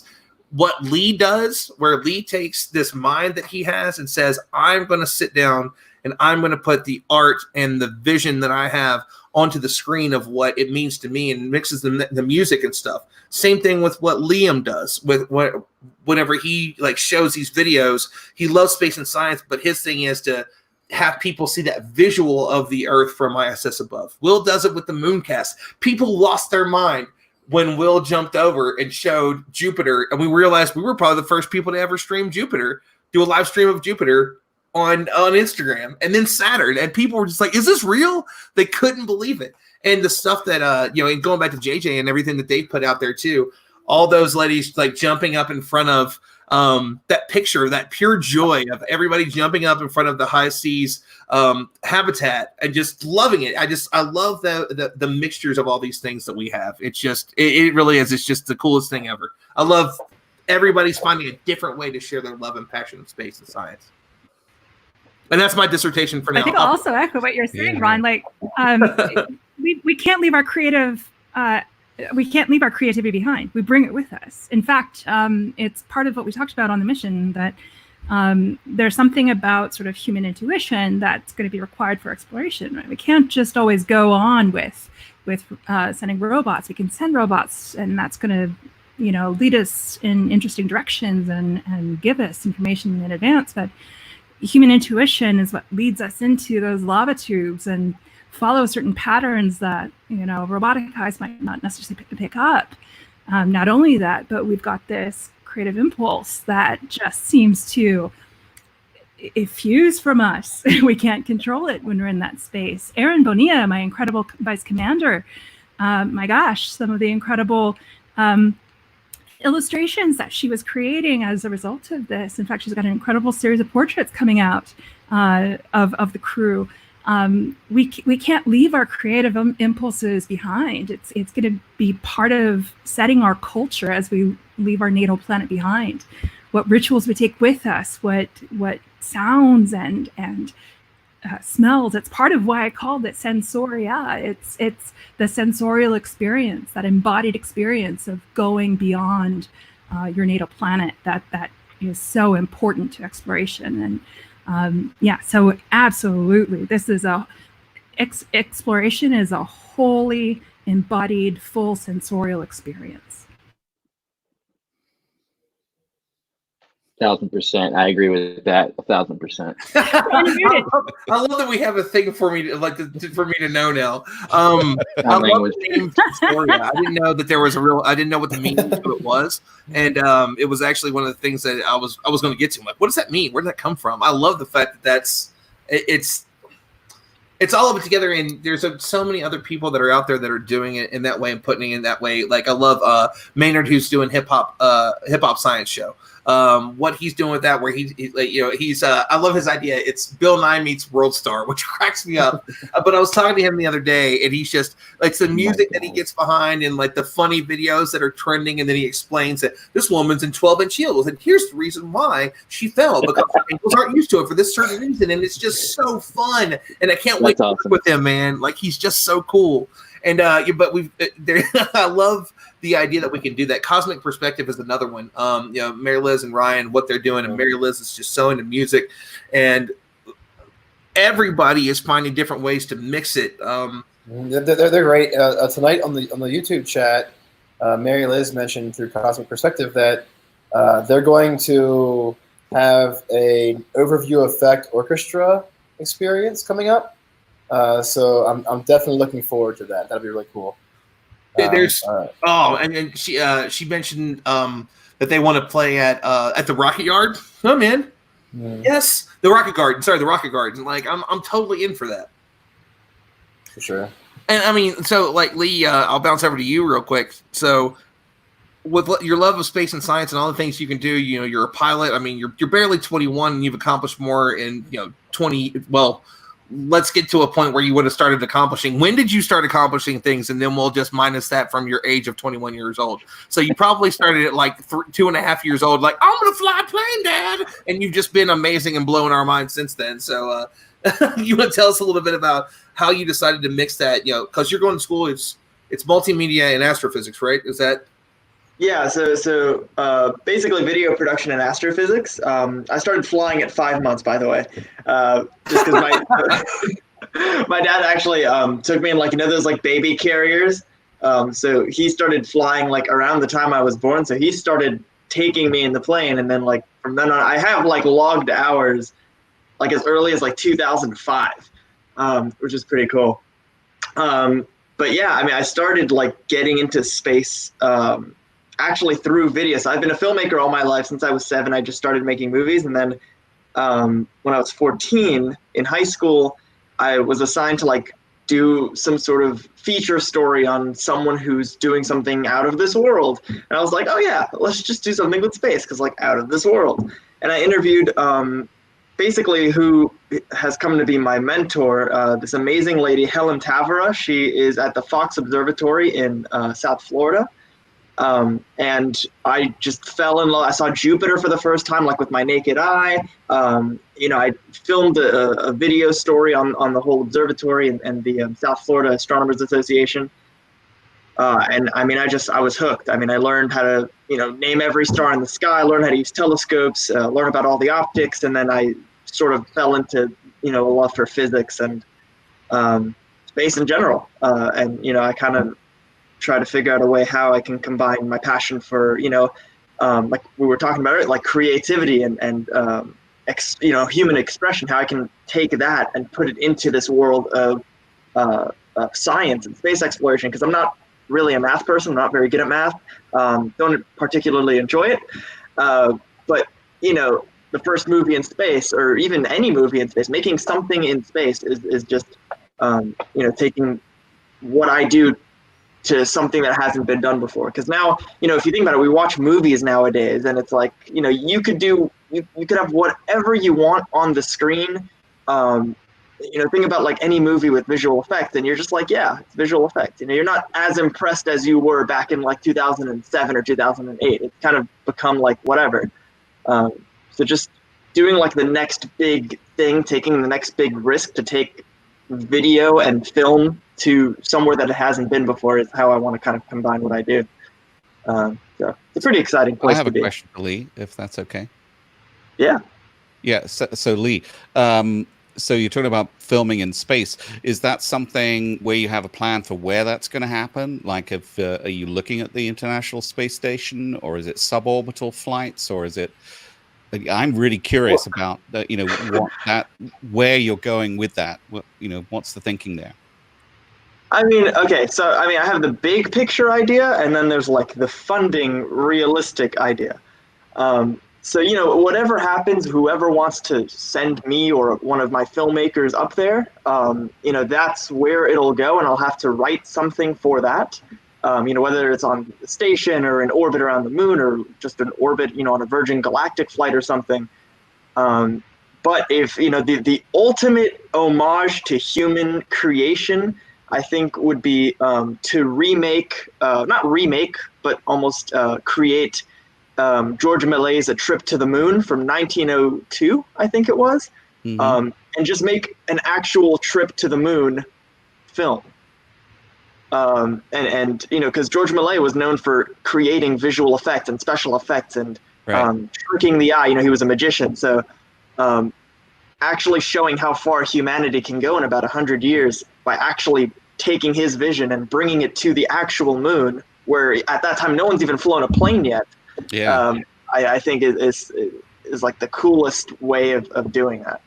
Yeah. So what was coming up for me is there's things going on at the moment with the space station, with other sort of space platforms, where there's a thinking around how to handle sort of very high quality film cameras on the space station, for instance. So they have one of the red cameras up on the station. They have to replace that frequently because the CCDs get burnt out essentially through cosmic ray hits. Yeah. Then Felix and Paul, I don't know if you've seen them. Felix and Paul is a studio primarily based in Canada, but I think they have studios like in LA, Santa Monica, or other places.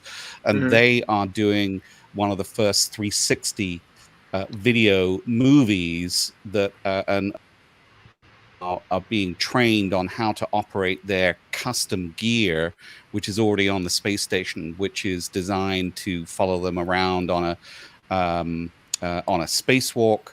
They've done some stuff. They released it at the ISS R&D conference last year in Atlanta.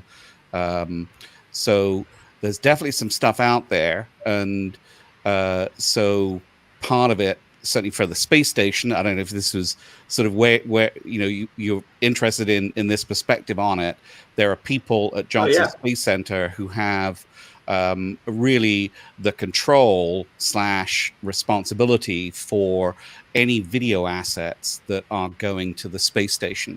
So it's certainly possible, in the realm of thinking, where if you could find funding, that there's a way that can happen.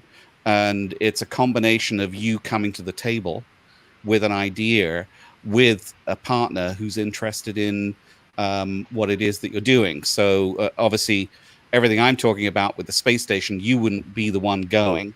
At least that, no, I'll take that back, because, there's Axiom Space, which is now the new company that is very well funded, that now has been referenced with various NASA releases about them creating a new commercial addition to the International Space Station, and to have additional sort of capabilities in that area. So there's a lot possible. There's a lot possible with it. So, and I'm with you. It's that. So, and I'll say this. So one of the organizations that I've been having conversations with, we did some stuff at Johnson Space Center, was Black Magic Design.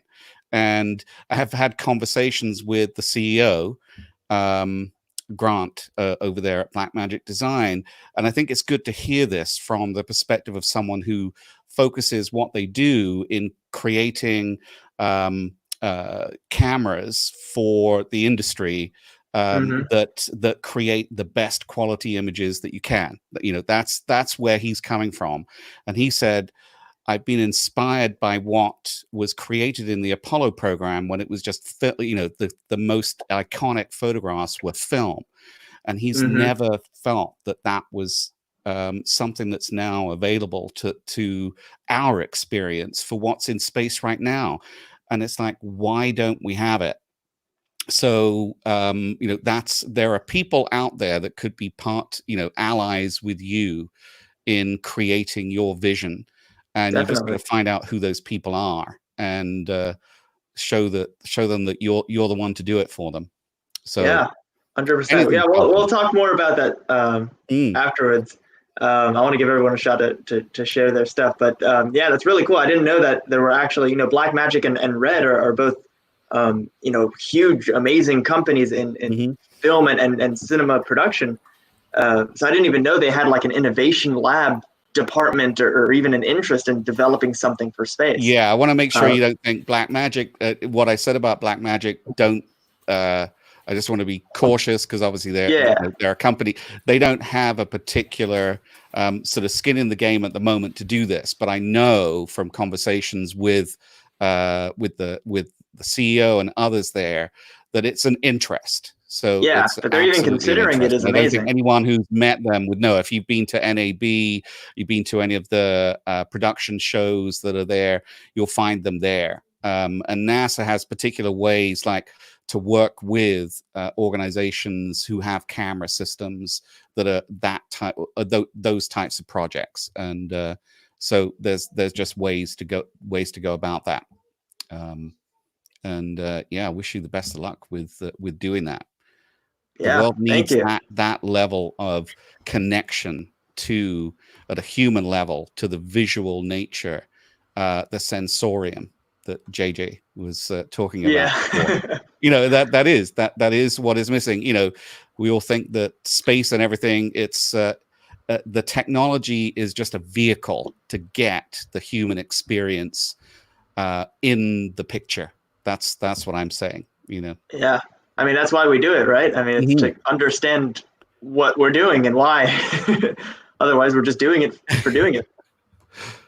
There you go. Question for you, Lee. So, yeah, Lee. Yeah, I saw that. Great. So, Micaiah has a question for you. And Micaiah. And she's, you know, JJ's been talking about her, and we've talked about her a little bit. She's incredible. Air Force, if I remember. Micaiah, correct me if I'm wrong. You can do the messaging. We were talking about it last week. But she wants to know, Lee, any advice for someone doing the opposite, going from a technical background to an artist and creator, which I love. Like, I did not know that she was I could see the artist in her, but it's not something I've talked about with her. So I'm really excited to hear like what you have to say about that. So hit us, Lee. Hit us with the advice. Young master. I think I remember Micaiah's student astronaut video because I think she applied. Yep. I can't remember if it was the same year as us or if it was the year before or maybe both. But I remember it being like pretty good. And I mean, she'd be an amazing student. I mean, Micaiah, you should enter next time, man. Yeah, definitely. Once Emily's done raising a child or something, whatever she's doing now, or whatever Emily decides to do it next. But anyway, yeah. So I think honestly, it's just what I realized too recently, like just a personal dilemma that I've had for a long time, like how to express my creativity and like grow it. Because it's something that it's like anything, you have to keep practicing, you know, whether it's flying a plane or driving a car or whatever, you have to keep doing it in order to maintain it or to grow it. To, you know, just start making whatever it is that you feel like you want to make. And the dilemma that I've had that I want to share, that'll hopefully help you kind of get a direction for this, is don't create for your audience if you're trying to grow your creativity. So for a long time, I was creating a lot of like sci-com content and trying to rush it out just because, you know, YouTube and Instagram, they need content constantly.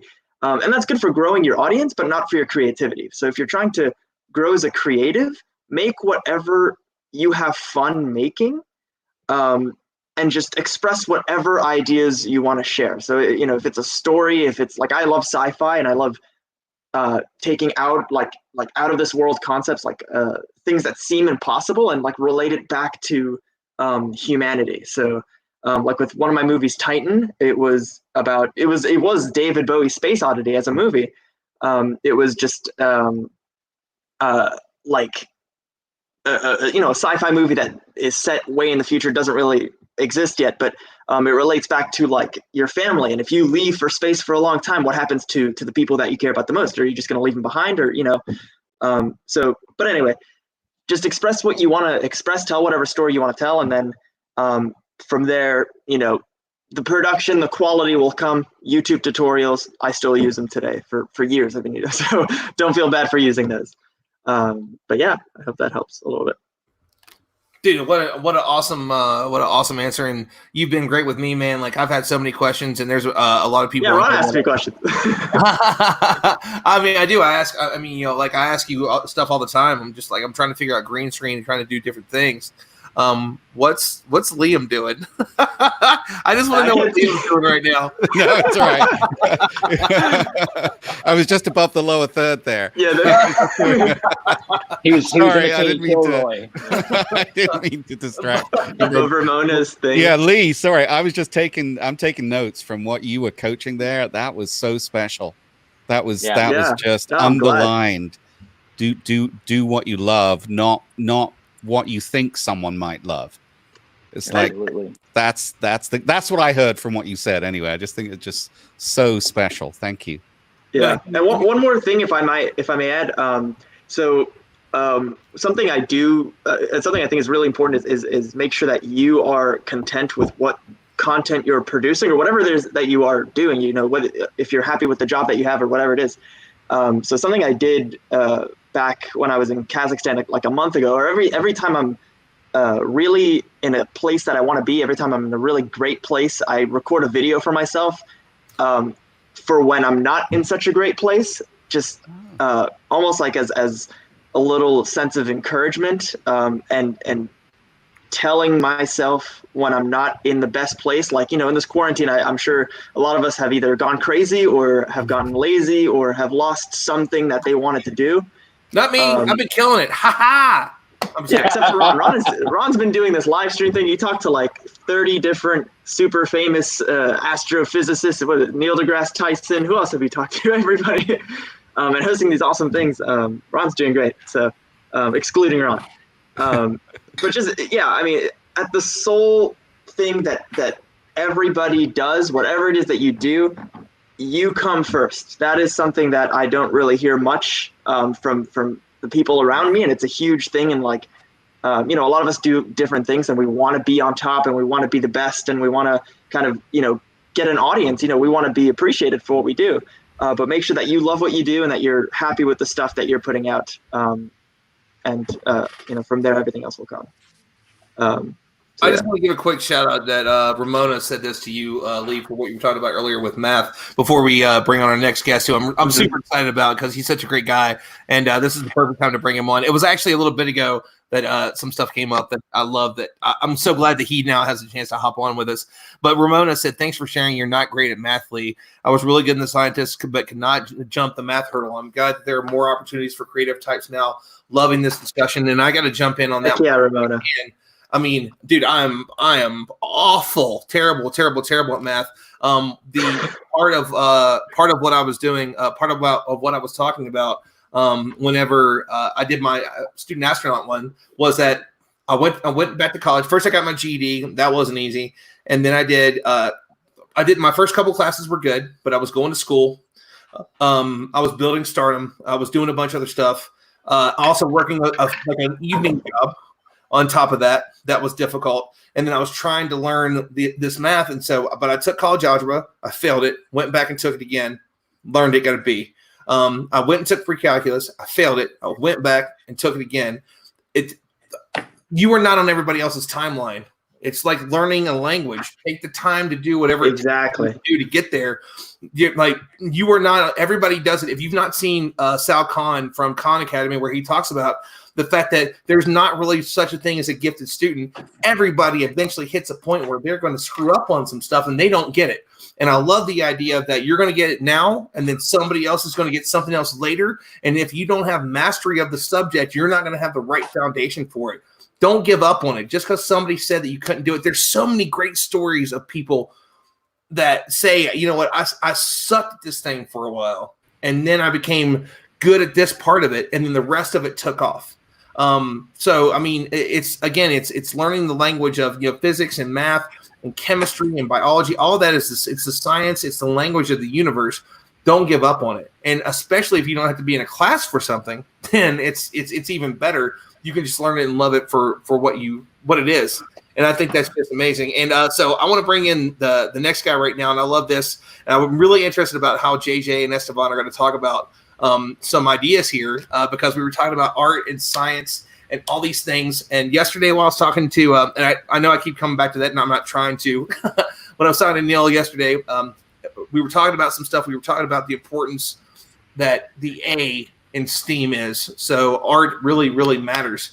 And Esteban is, last year at Yuri's night, he was one of their ambassadors. He is an amazing artist. He loves science. He's so cool in so many ways. And we've had some really great conversations over the last 24 hours. And I'm so glad that he could come on. So Esteban, man, welcome. And just tell us what you pleasure to be here, guys.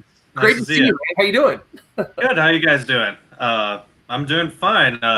Just hanging out. I was able to do, wish I could have come on earlier, but I had a hangout with my friends earlier where we're just kind of watching movies and blah, blah, blah. But yeah, I saw quite a bit of that Yuri's night, and proud to see that's still going on in some kind of form. And, Loretta and Christy Fair bringing things together to, keep the spirit alive. And hopefully, we'll be back at it, but all together next year. I love it. And I know yesterday you had, there were some questions that you said that, and unfortunately there was so much going on and I was just trying to focus on the conversation that I wasn't able to take questions. And there was a lot of great questions. And I know that you wanted to jump in on the part where we were discussing how important art and music, I mean, really everything that's within the arts matters to sciences. And, had it not been for the music and the visualizations and the poetry of the words from Cosmos, I wouldn't be where I am today. And you do a lot of great stuff with your art and what you do. So I'd love to hear just the thoughts that you had yesterday, man. Anything you want to throw in, please. Just I can't wait to hear it.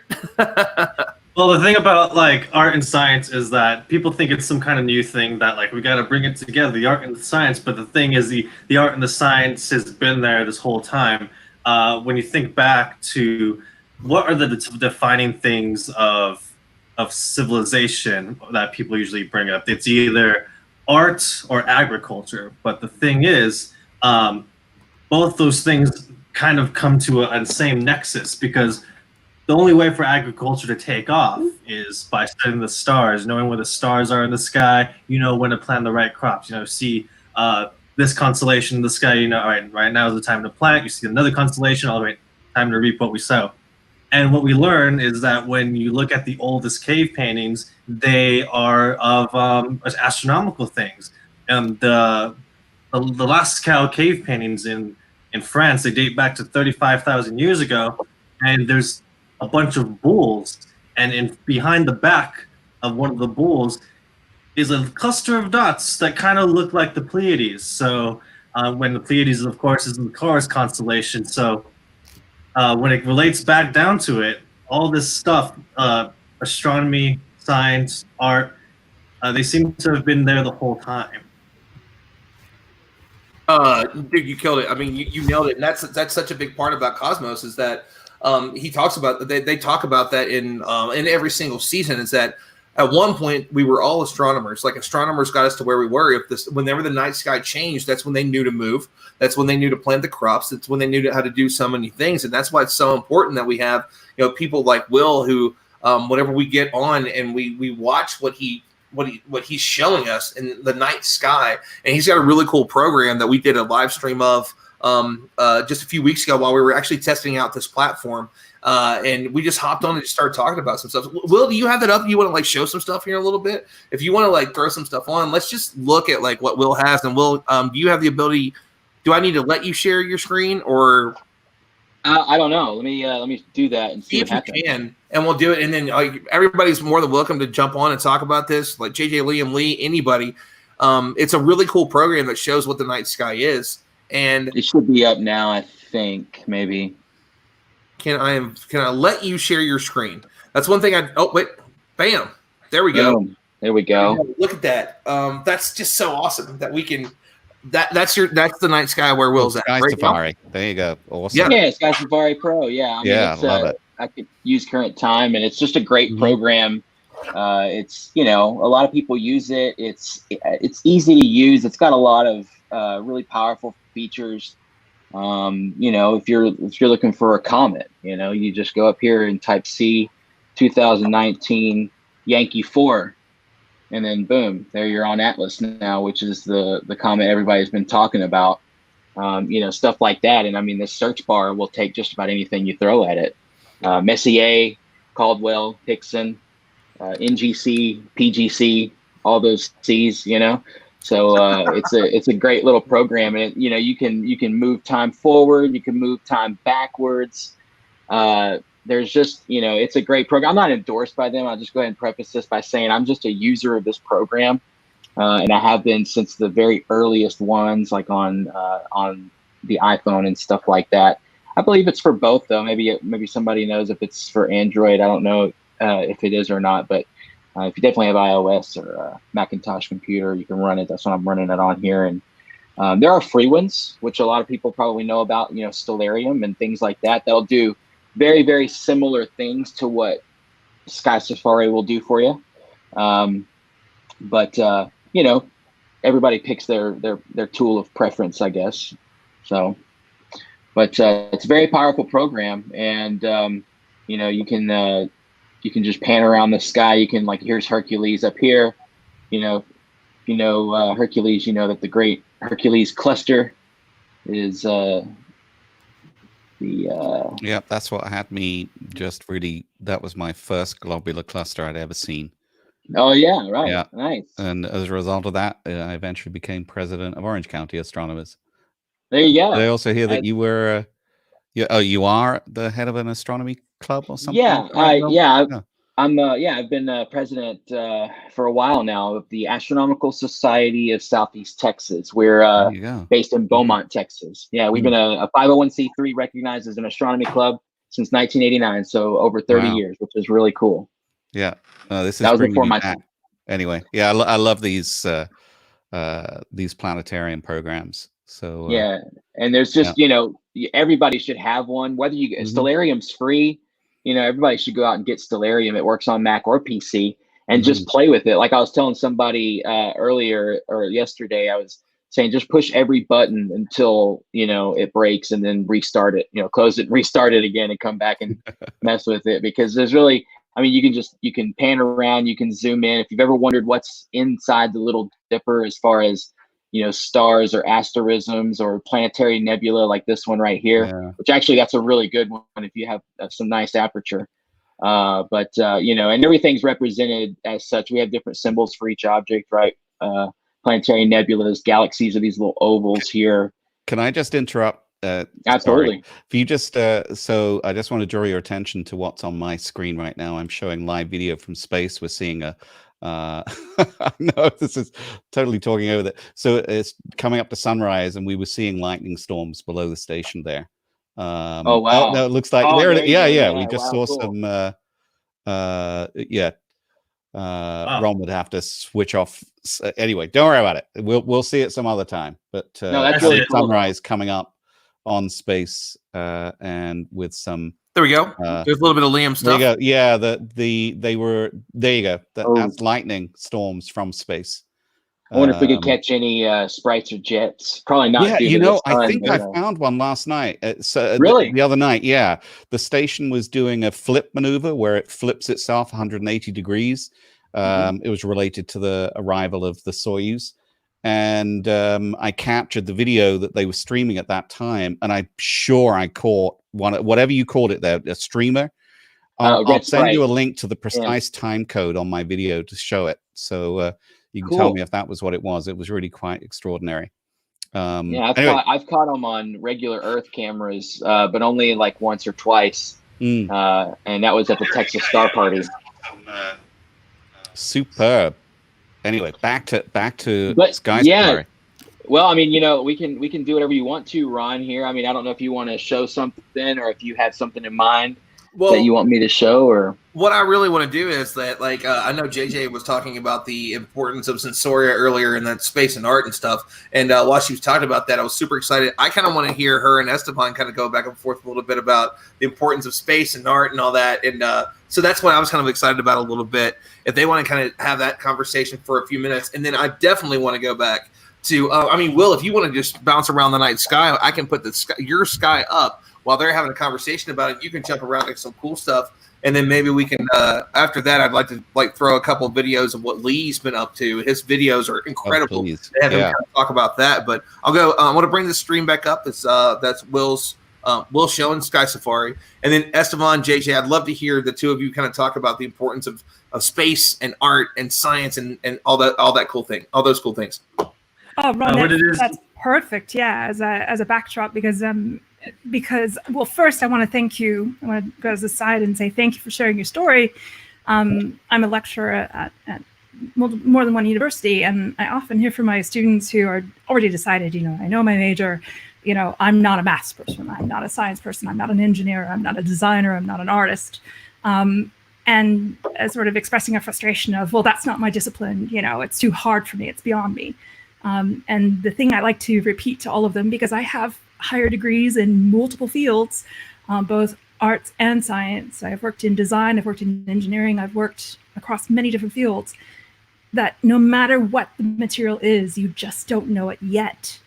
You have to work hard to come to a deeper understanding of anything in this world. God, that's so beautiful. Look at that ring nebula. That's my favorite. I remember the first time I saw that. Absolutely. This is a famous old donut style nebula, that's for sure. Yeah. Easy to find too. Oh yeah. Yeah, you just take Lyra, which is this little constellation here, which is actually, if we're talking about art, Lyra is the lyre, I believe, which is like the predecessor to the guitar, and music is art. It's like a harp, I think. Yeah, some kind of stringed instrument for sure. And if you just find Vega, it's hard to miss Vega in the summertime. You find this little trapezium of stars and just look between these two. And binoculars ought to do it. The telescope will really do it for you. But there you go. So I'll add some wonderful. So I live part-time in Australia. I live between New York City and Australia. Great contrast. Oh, nice. We can tell by that awesome accent you have, by the way. Thanks. All over the place. All over the place. So, did you hear? I said it's bicontinental. Yeah. So Bill Nye says he's bi-coastal because he has a. Yeah, it's all over the place. And, he's in New York and he's over in. Somewhere around one person. Bicontinental. It's a great way of putting it. So back in my other home in Australia, there's been some effort to try and recapture and raise a voice to Indigenous traditions of astronomy, and the wonderful way in which different Indigenous cultures across Australia captured incredible astronomical information across thousands of generations through forming arts, through storytelling. So they were astronauts, star voyagers for thousands of generations, tens of thousands of years, and able to capture star variants in their stories before Kepler ever noticed it. Hundreds of years, thousands of years before Western astronomers ever began to grasp variants and record it into history. So I'll at least bring up the fact that with Stellarium, not to promote one platform or the other, but because Stellarium is open source, there are packages now available that allow you to explore other Indigenous astronomy histories and kind of capture some of that storytelling through the stars. And the other incredible aspect of Indigenous astronomy in Australia is that there's storytelling to tell navigation mapping on Earth. So the storylines that transect and crisscross the Australian continent are actually captured in the stars. So that's how they describe navigation in different forms and different traditions to aid in telling the right time of year to go to this part of the country, to help the younger generation learn the right way to go across country. So I thought I'd just at least share that we have for thousands of generations been telling stories through the stars. And that in a way is a beautiful sort of mirror of creativity and science in one. And Esteban, I kind of like to hit you up, man. Like last year, they brought you to Yuri's night. An artist, you were an ambassador. Like all the things that you do, it's so cool. And you have so many people like in your orbit that were amazing. Like I got to meet Catherine, mentioned because of you, her amazing brother who's also talented.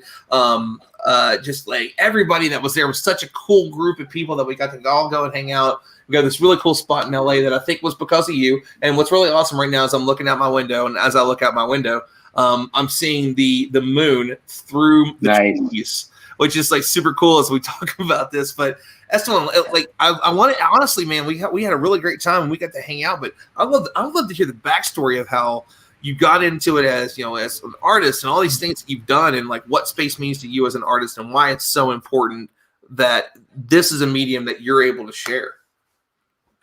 It's hard to like figure out if there's some kind of pinpoint to like this is the origin, this is where it all started. It's probably something that kind of happened kind of gradually. Actually, it happened oddly enough when I was in Australia, when I was in 2011, 21, and I remember it's one of the darkest skies I've ever seen. I was off the Gold Coast on an island camping with some friends, and I remember when it comes to like in the dark, I'm a little bit of a chicken, especially back then. Lately, I've become a little bit more braver, but back then, really afraid just to go off onto my own into like dark woods or anything. But I remember seeing the night sky and just being so captivated by it that I couldn't pull myself away to not see it. So I went out to the beach. I was by myself, almost pitch black. There was no moon. Saw this beautiful sky. I was in college at the time, studying art. And I guess, it kind of accumulated to me wanting to adapt what I thought the universe could have, and so it started like a journey. I got into Cosmos. Like you saw Carl Sagan's Cosmos when I was 21, and seeing those initial drawings from I think Adolf Schaller and his beautiful images of what would be what he visualized the surface or quote unquote surface of Jupiter might be. And I never seen anything like that before, and still haven't yet seen an image of Jupiter depicted in any kind of medium as elaborate as he did it. Canyons of clouds that were multicolored, that stretched off farther than any horizon that's known to any humans ever seen. And so it really instilled this idea into me, and one that I try to evoke, which is if science allows artists to see further, but if we do our job, artists allows, or at least encourages scientists to reach further. And I think that is what's important with the arts, because no matter how many probes we send into space, no matter how far we get, there's always be a place that we haven't gotten to yet. And for that little moment where we haven't gotten to yet, an artist can take you there and spark the imagination and promote this idea of let's keep exploring, let's find what's there. In fact, because I work at the planetarium show for the Griffith Observatory, there's a couple of fun little notions we had where we weren't sure if something existed. We were going to represent something in the solar system, but we weren't sure if the way we were representing it was accurate. So we kind of had this one little slogan with ourselves that we would if a scientist came up to us and saying that they didn't believe us, we would say, well then fund a mission and prove us wrong. Oh, I love that. Love it. Dude, Esteban, that's one of the reasons you were chosen, man, is that you have not only art, your art isn't just what you put in what you put on paper or digitally put out there. It's also in your words too, man. I love that conversation we all had that first night. Just wasn't expecting it. And Seb and Esther were just like, oh, we're gonna go hang out with these people. And I knew of Kat a little bit, but not too much. And I didn't know what she was really doing. And then actually it's really cool because I'm talking to Ian right now. Ian's going to jump on with us, Ian Lauer. And I met Ian the night before at this really awesome place called Wavelength Brewing Company. If you haven't been there yet, man, it's so awesome. It's all that place is great. It's you just all gotta go. Brewery. All the beers are based around that kind of thing. There's SpaceX stuff hanging from the ceiling, and all the different places. And a big shout out to Travis, who gave me my between him and Bill and Hans, who owns and runs Wavelength. I got to do a SpaceX walkthrough, and it was amazing. And this guy is just this incredible engineer, Travis is, that's worked there forever, and he's doing all these amazing things. And so I walked in and I met Ian, and I didn't know who Ian was, didn't know who Michael were. There are all these people that are just in this area, and you hear Oceanside, California, you're like, okay, this is a pretty cool place, right? It's beautiful and the beaches, but you don't realize that Telescopes is there. You don't realize that Ian's sitting at the bar. You don't realize that Hans and Bill, who run the best SpaceX group on Facebook, are there. Like, it's all these awesome people, and there's only like 6 people in the bar, and all of them are amazing science communicators and doing all these incredible things. And it is. Go ahead. Oh, I was going to say, every time I walk in, Hans gets me a free beer. I know, that's what he told me. He's like, man, you should come over. I realize you're in Oceanside, so just come over and see me us. too. I just want to let you know, but anyway. He gives you the free ones too. There's there you go. There's an ISS above the bar. Oh yes, there is, and that's what's awesome. The more you look around, the more that you realize that there's nothing sports or regular.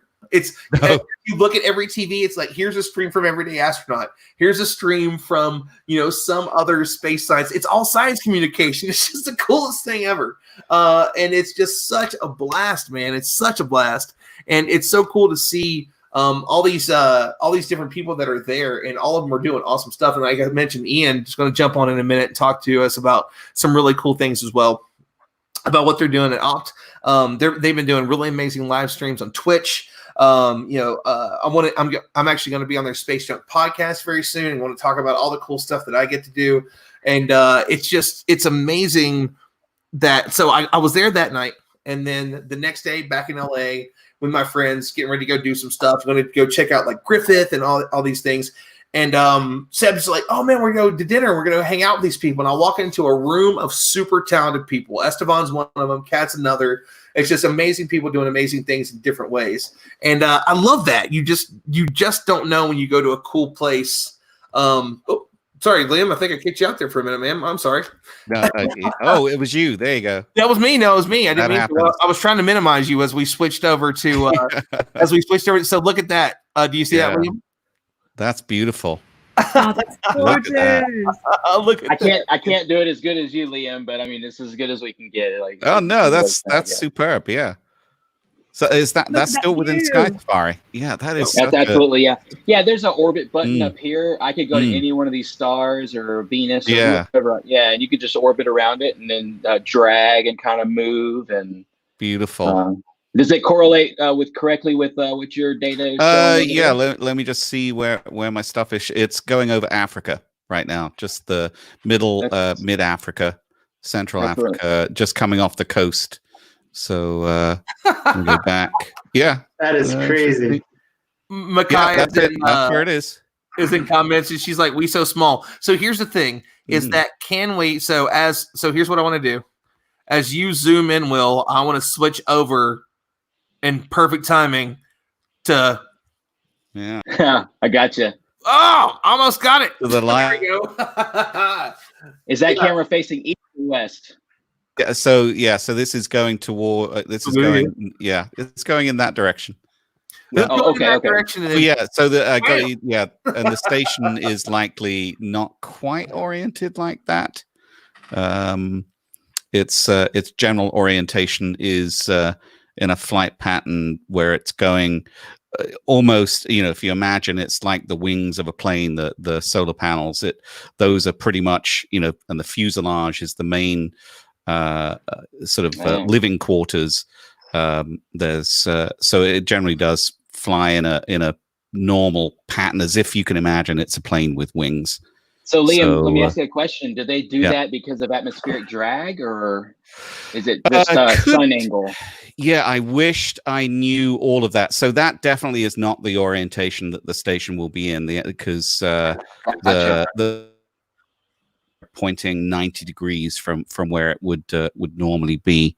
The front of the station is the bit that is the structure at the top of that sort of the circular bits.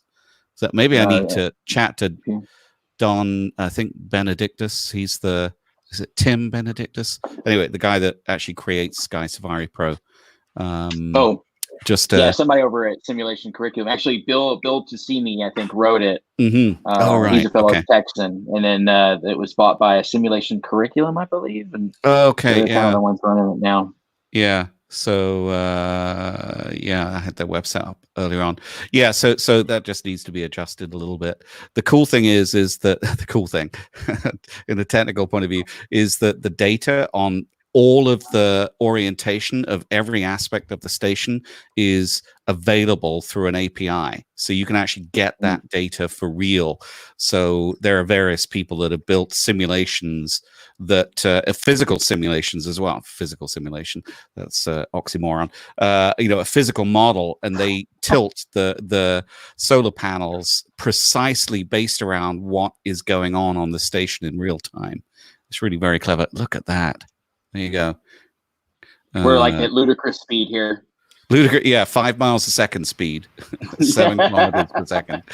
Although a lot of people think, because they've seen a lot of time lapse videos from space, they sort of those are all sped up. This looks sort of looks majestic, looks more sort of calm. But no, we're going at 5 miles a second at 250 miles up. There you go, over Chad right now. I thought those dark spots might have been legs, but those just look like darker terrain now that I look at it. Okay, guys. So Lee's going to leave us here in a few minutes. So I just want to give him a few. Lee, if we I want to hear you talk a little bit about the stuff that you do, and I want to share my screen and show some of your videos while you talk about it, of the really really cool stuff that you do. So I'm gonna give you a few minutes to give your spiel about like your life and your work and all that stuff, and I want to throw up the YouTube channel and just kind of show some of the really really cool things that you do before you head out. The school student kicking butt, taking names. I know I gotta go to school tomorrow. What is tomorrow? Is it what year are we in? I haven't been keeping track of what day it is since February. Oh. Yeah, same. But yeah. Wait, so what? I'm trying to think what to talk about. Currently, like the big thing that I'm trying to do is figure out. So a couple weeks ago, my company, Flying Ostrich Media, just became like an official corporation, which was a pretty big move. And now we're starting to build the team of, people that, videographers and just people that help build this company that'll hopefully create this movie in space in a little bit. We don't know when that'll be, but, we'll figure it out. But I don't know. I mean, I just love seeing the space community. There's every day I log on to like Twitter or Instagram, and there's like another science communicator or science influencer or astronomy influencer that I just learn about. And there's so many of us, and we all do things so differently. And we all have something that makes us all unique, which I think is pretty cool. So Ron is showing now this talk I did with PBS. And I just went back in time during the actual talk to what was I trying to do? I was trying to take a picture of like the astronaut training I did in Russia from the student astronaut contest with Emily Callan and Exploration Outer Space. So Ron was actually we actually were both finalists for that contest. By the way, Ron, I found a patch. I have an extra one if you want me to send that to you. Yes, actually, you know what? What I'm going to do is I'm going to give you the address. I would like you to send it to this guy. He's a hero. He's in West Virginia. Can you hear me? Can you see me? I just want to make sure. Okay, yeah. I am. So what I want to do is I'm going to give you an address for this guy. This is Brian. And Brian is in West Virginia on the front lines of everything that's going on with COVID. And even though I don't have one of my own, I'd love for him to have it, man. He's been wanting one for a while. So if I can send that to you, man, like I'll pay for all that stuff. I really want him to have it. Send me the address. Yeah, awesome, man. Perfect. Brian's been trying to get me to get this for him for like 6 months. So I'm super excited that you're able to. So yes. Okay, go ahead, sir. Eat your banana and tell us the story. Yeah. Yeah, actually, so that this whole video was like me traveling back in time to this, which was 2018 in Star City, Russia, which was pretty cool. So we were filming for Exploration Outer Space. And name drop Emily Calandrella is the bombdiggity.com. She is. I honestly YouTube videos. Yep. Emily is something else. Like she's like I don't know how the hell she does what she does. She's like raising a newborn baby. She's doing like now she's growing her YouTube channel. She's doing Instagram lives like every hour of every day. Yep. And she has like 3 new shows with like a million other networks now, which I think is super cool. I have no idea how she does it. She's super inspiring. If you haven't like checked her out, definitely follow her. She's called the Space Gal. But yeah, I mean, this was a super fun thing we did. We went on the centrifuge. We ate astronaut food. We learned how to fly the Soyuz, all in like the span of 24 hours, which was pretty cool. So we went to Star City for like a week, but we only spent like a day in the training center. And so, yeah, this whole shtick was me going back in time for a talk. It was just my spin on like a TED talk, which is not even there. It's just me not doing the actual talk. It's just me playing a video the whole time, which is fun. So I didn't really have to memorize much. Wow. But yeah, I built the time machine out of cardboard for this. Oh yeah, we tried astronaut food. That was awesome. I'm vegetarian, which was a really cool thing to see. Because that's not something you really think about when it comes to astronaut food. I don't eat meat. I haven't eaten meat in like 18 years. So it was cool to see that there are options, and I could, there is like a sufficient amount of options for a vegetarian diet in space. Yeah, I mean, but again, it's really cool to see, and Ron, kudos to you for organizing this. I mean, I wouldn't say organize, but just popping this live stream up and doing your live streams throughout this whole thing and keeping the space alive. And everybody else, it's great to meet all of you guys. I got to head out pretty soon. So if I don't say anything else, it's great to meet all of you. Definitely stay in touch. And it's great to learn about, what you guys are doing and to be a part of this whole thing. So Lee, where are you on YouTube? Sorry, just wanted to jump in before you head out. Yeah, I'll post the link. I'll post the link here. I can do it here. Yeah. But it's a website, Lee, and it's got everything on it, right? Flying Ostrich Media. Yeah, you can share the YouTube channel, and then if you really want to check out the website, which is just more about like the company and stuff. If you go to the YouTube channel, you'll see a thing that says "Click Me" with a little ostrich on it, and you can see it. But it's Flying Ostrich on YouTube. Super. Nice.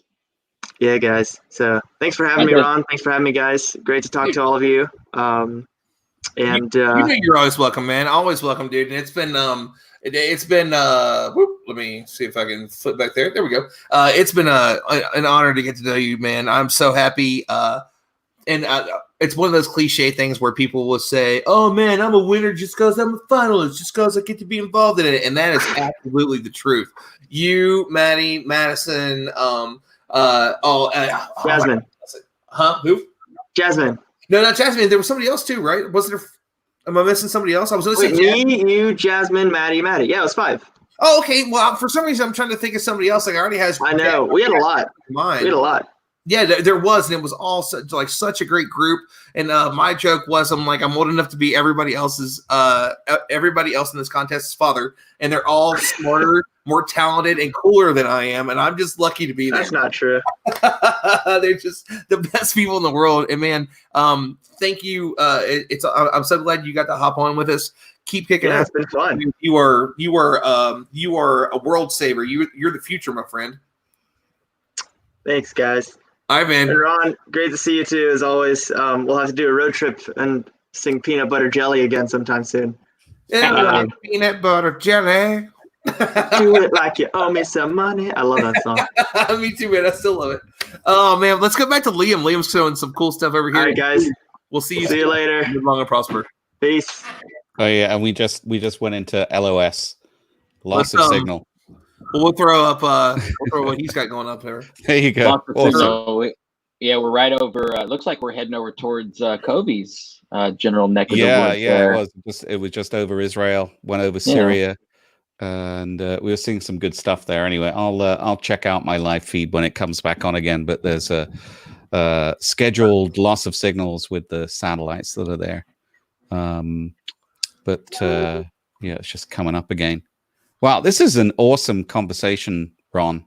That you've created here. I just love the fact it was just I was like, you know what, it'd be really fun if we just decided to hop on and maybe talk about some stuff. Yeah. And here we are. I really want to check out the rest of his videos there. That's just extraordinary. I love that creativity in his story. Absolutely. I subscribe to him. Yeah. So in the area, Will, you've probably heard of this. I don't know if, have you heard of Astronomers Without Borders? Absolutely. Yeah. So I've been doing a lot of stuff with them over the years. Worked with the original founder of Astronomers Without Borders, Mike Simmons, and the baton has been handed over to a new crew, Andrew Vizikas over in Canada, a great author, educator, and science educator, and his wife Zoe, and they're currently doing something that is called Global Astronomy Month. And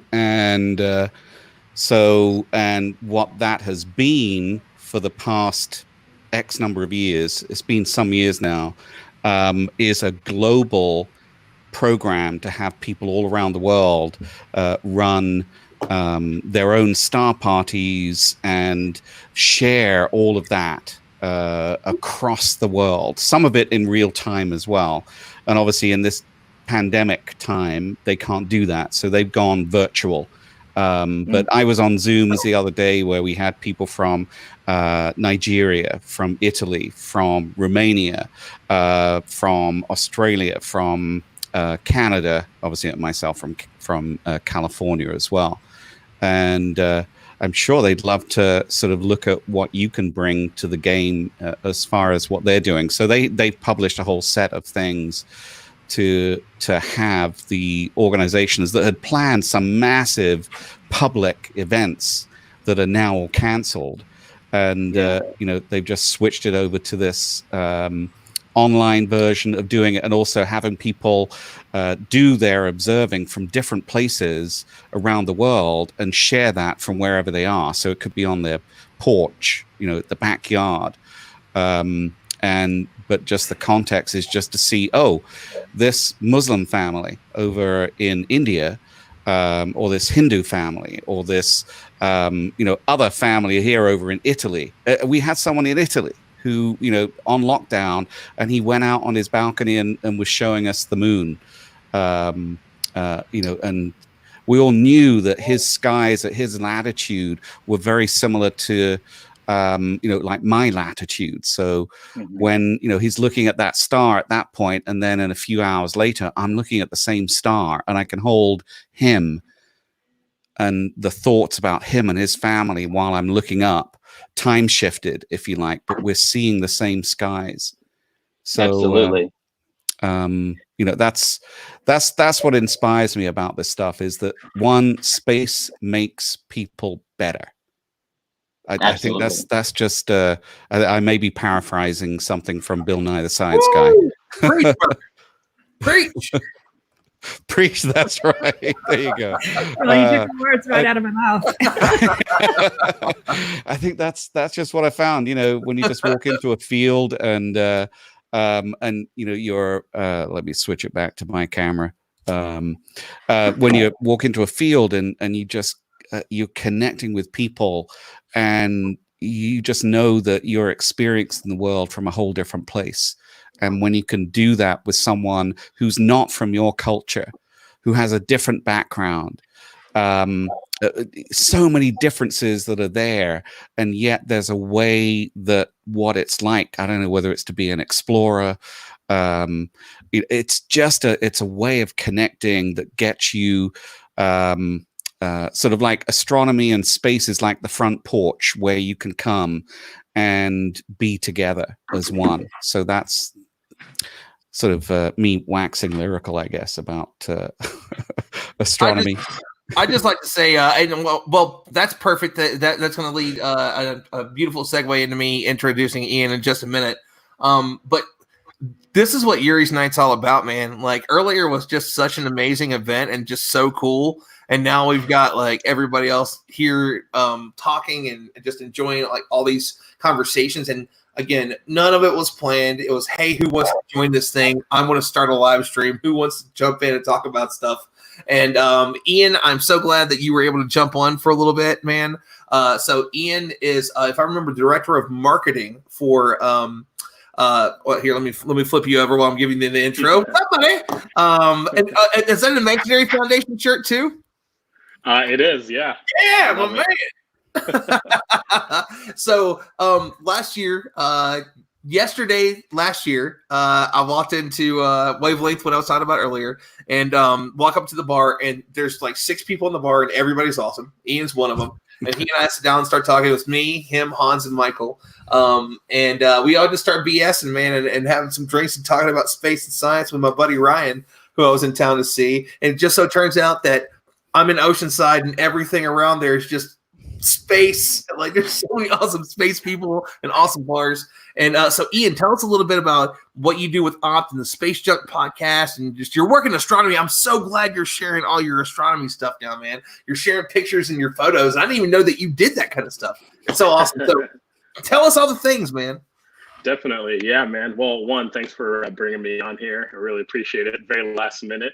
I was playing some video games with some friends, and I saw you were live. So I was like, oh, let me check this out, see what's going on. And you're like, Ian, hop on here. I was like, okay, why not? But yeah, so I work at OPT, that's Oceanside Photo and Telescope. We're located in San Diego, California. We're actually the world's largest telescope retailer. So we sell astronomy equipment, down to the mom wanting to get their kid their first telescope for their birthday, all the way up to NASA, JPL, SpaceX. So the way I like to put it is NASA, whenever they have a question about telescopes, they give us a call. So we help out everyone from the amateur level all the way to the professional level. We set up observatories, telescope systems, imaging systems, and I don't know if you guys are familiar with Everyday Astronaut, Tim, but we've been working with him to get some telescopes set up to do live feeds of the rocket launches at really, really long focal lengths. So you get these really awesome zoomed in views. Super, super cool. Totally recommend checking it out on YouTube or his Instagram pages, his Twitter pages if you haven't seen it. YouTube is incredible. And by the way, as much as I love Tim, I'm totally gonna be like, it's friend time. How do we top that? There's nobody that can top Tim, man. He's so awesome. But as soon as I saw that, and I was like, and then I said something about it, and then I heard that Opt was the one that was behind. I'm like, well, I guess I know who I want to talk to about this. I guess me and Ian gonna have a conversation. Oh yeah. Super cool too, because they they have it configured to where they use a joystick to follow the rockets as they launch. Oh my god, it's so freaking cool. So if you guys haven't seen it, check it out. And we gotta give a quick shout out real quick, sorry to interrupt, with Cosmic Perspective. So it's Cosmic Perspective, it's Mary Liz and Ryan, and I know that they've been helping Tim do it. They've been going back and forth. So while Tim's doing stuff, Cosmic Perspective team is filming it, or they go back and forth, and it's just it's such a god, it's so awesome. Go ahead. Yeah. I'm sorry. Oh yeah.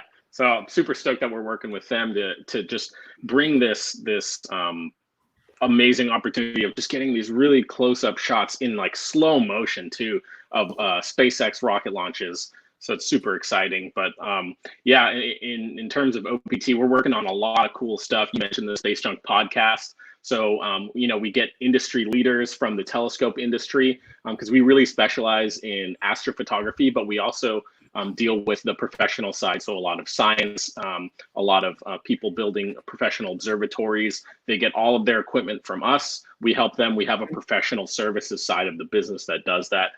So that's really exciting. And yeah, with the Space Junk podcast, which Ron, you're going to be on, super stoked for that. You know, we just talk about telescopes, we talk about astrophotography, and a lot of time we talk about space. One of our friends, Don Pettit, the astronaut, is going to be coming onto the podcast very, very soon. So I'm very, very excited for that. I think he's scheduled to be currently in Russia training to go on the next moon missions, from what I understand correctly. So it's going to be a little while till he comes into the building. I think maybe a month or so.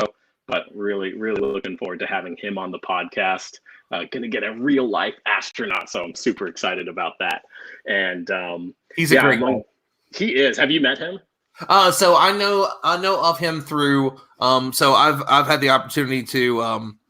I've worked with some really awesome people like One Orbit, which is my friend's Leroy Chow. It's weird to say that. I'm not trying to name drop, but it's Dr. Leroy Chow, former astronaut commander of the ISS, and Jamie Sunkel. And I met them because of like an event that we did a couple years ago when I was still volunteering at Space Foundation. And they've been working with him. And then with Explore Mars, I get to work with Janet Ivey, and she just did one. And everybody always tells me about what an amazing guy he is. And I love it. Absolutely, he's going to be the guy that's going to show up and do some stuff with you. Man, I tell you what. So I was fortunate enough to sit down and have dinner with him. And he's a good old boy, man. Like he's a good old Southern boy. He just loves blowing stuff up and shooting his guns. He's just such a cool guy. Oh man, he was telling us all these stories. He was one of the astronauts that got stuck on the space station when I forgot which space shuttle it was, but back in the early 2000s, that unfortunately was destroyed. Yeah, he couldn't. He had to wait an extra long amount of time to get back to Earth because of that. And then he told us this crazy story about having to get on, I believe, a Soyuz capsule to bring them back from the space station to Earth. And they were coming in at a bad angle. And, you know, the entire spacecraft was actually turned on its side away from where the heat shields are. And so, you know, they were like scrambling to figure out, okay, what do we do? Because if we come in like this, we're just going to burn up. And I guess these Russian capsules have like a tiny little, almost like a Roman candle little exhaust, and they were just shooting like almost like Roman candles to turn it just in time to where they can go and have the heat shields face the atmosphere as they enter to prevent them from just burning up in the upper atmosphere. So crazy stories. He's just full of these insane stories. He's telling me all these crazy facts about how like in space, on the space station, a lot of the time they have these weird medical issues. I believe he was saying that 70% of the men who are on the space station for an extended period of time start to lose vision in only one eye, and they don't know why, and it only affects men. It doesn't affect women, and so they're very intrigued about that. But man, this guy's hyper intelligent, super smart, and again, just a good old Southern boy who just likes to blow stuff up. So I'm actually I want to let Will take over here for a minute. I guarantee that. So Will is Deep Sky dude. I don't know if you two have met yet, but you two both definitely need to. So Will is the one that does he does Deep Sky dude. Obviously, he's the man, and he does the Mooncast, the virtual live streams, there, virtual star parties there. And he's just a super nerd on telescope stuff. And I know he's actually the one that's been doing Sky Safari tonight, and he's the one that does all the virtual star parties for us at Stardom. And I'm sure that you two are going to nerd out a little bit here. So I'd really love to hear that kind of this back and forth, and I want to learn some stuff here. So Will, I know you just got to be like, I got 15 million things. Let's talk about it. heard Ian's name definitely. A friend of mine is Greg Bragg, who is a telescope guy. I mean, that's what he does, and he's worked for Meade, he's worked for Explorer Scientific, and now he's with Celestron. And so I've definitely heard your name, Ian. So it's good to finally meet you, kind of face to face, I guess, right? Yeah, what we're doing here. Great to meet you. Greg's an awesome guy. I talk to him on a weekly basis. Yeah, he's cool, man. Whenever we talk for hours on end because we just have so many, common interests and stuff like that. And I think that's true with a lot of us space nerds. We love art, like we've been talking about. We love space, obviously. We love the minutia, like the all the details of whether it be astronomy related stuff or equipment related. And I know you're deep into the equipment, man. So that's really cool. I'm actually thinking about building an observatory. I'm not exactly sure which direction I'm going to go yet. I have an idea, but it's been kind of a fiasco trying to figure out how I'm going to do my pier, versus my deck and all that. So, but that's interesting to hear that y'all do that service. That's pretty cool stuff to hear. Yeah, man, let us know. That's half of what we do is set up observatories. Actually, I have tuned into a couple of the live streams you guys do where you're showing the moon, which is so freaking cool. I love those virtual star parties. OPT is actually one of the big projects we're working on is building remote observatories all around the world in every single land-based time zone, northern and southern hemisphere. It's a big project because one of the best things about OPT is the leadership there. The owners of the company, it's Dustin and Ginny. They're the two owners. They really believe in more than just moving boxes. No, I'm sorry. I'm just saying they're killer. And I just want to give a quick shout out to this. So Dustin does live streams on at Gibson Picks on Instagram, and then they hop over and they do the TV channel, which is great because so Dustin was on, he was doing a live and he was talking about some stuff that he was up to and that he wanted to do they were going to do the ops, whatever it was called for the TV station. And I've been working on Stardom TV in a similar way that's going to be also entirely different. And so as soon as I heard that, I messaged him like, dude, listen, I'll share my stuff with you. You share my stuff on yours. I would love to go back and forth on that because I was telling Will about it maybe 2 or 3 days before that. And then I saw him say that. I'm like, I'm so glad that there's so many of us. I'd love to do that. Like Liam's live streams. Like, how can we not show ISS Above live streams on that? Or absolutely. There's just so many people. I want more than anything. I want that space, the real space astronomy, SciComm TV station. There's some cool stuff out there. There's the Space Channel and all that, but I'm talking about the people that are on the ground doing it, that are making stuff like what we're doing right now. This live stream was, again, completely off the cuff, and look at how cool this is, man. Like all these amazing conversations going on. But anyway, sorry. Back to you. Talk about all the stuff you guys are doing. Yeah. So actually, that's super cool that you bring that up because we're trying to, I know you're talking to Dustin about it, but we should definitely afterwards see how we can collaborate on building this, building both platforms because that's super exciting.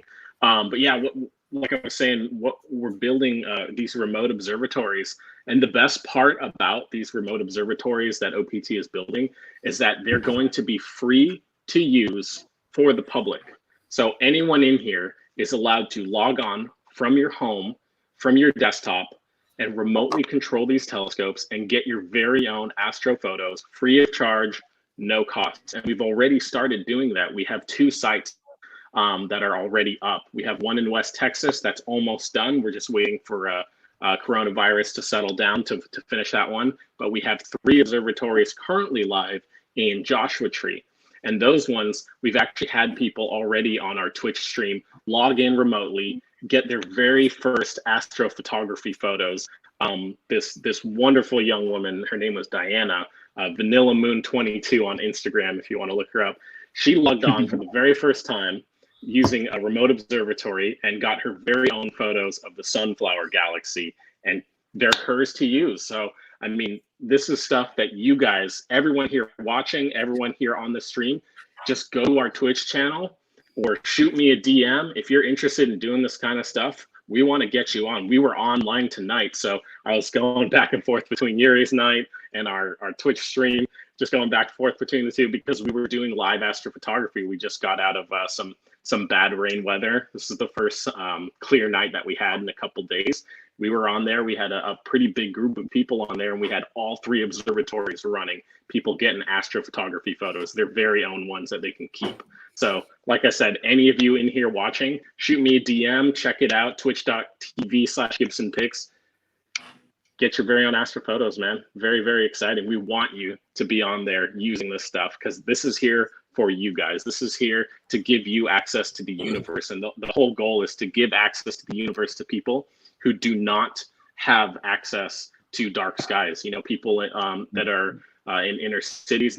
Here's a perfect example, and I'll stop rambling after this last story here. But Dustin's dad, so Dustin, one of the owners of OPT, his dad met a 12-year-old kid who's just super enthusiastic about astronomy, but they live in, I believe, Georgia, which is, I mean, if you know about the East Coast, light pollution is terrible over there. So, you know, he's never seen the true night sky or ever had the chance to use telescope. Well, right now, he's using these remote telescopes. A 12-year-old kid using these remote telescopes, doing every little action on his own to get a super detailed shot of, I believe it's M51, the Whirlpool galaxy that they're getting. And they're going to submit that photo to Astronomy Picture of the Day. And Dustin's goal and OPT's goal is to get a 12-year-old kid a NASA Astronomy Picture of the Day. I mean, how cool is that? That would be rad, man. I want to say I can vouch for Ian. He was there and taught me how to make my first astrophotograph ever.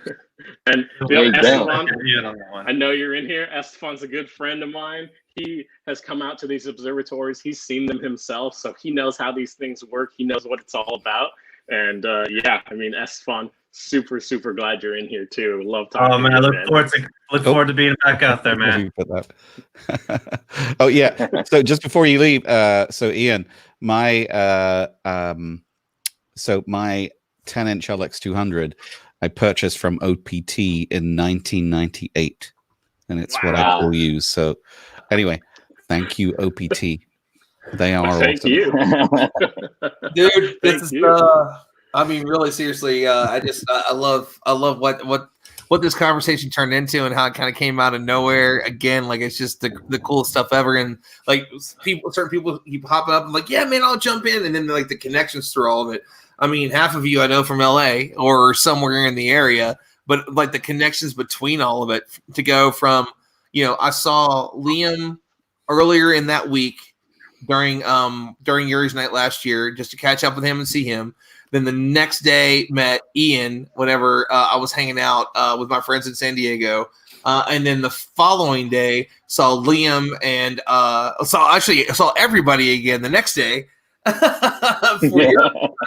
And we're looking at a year later and all this was just random stuff.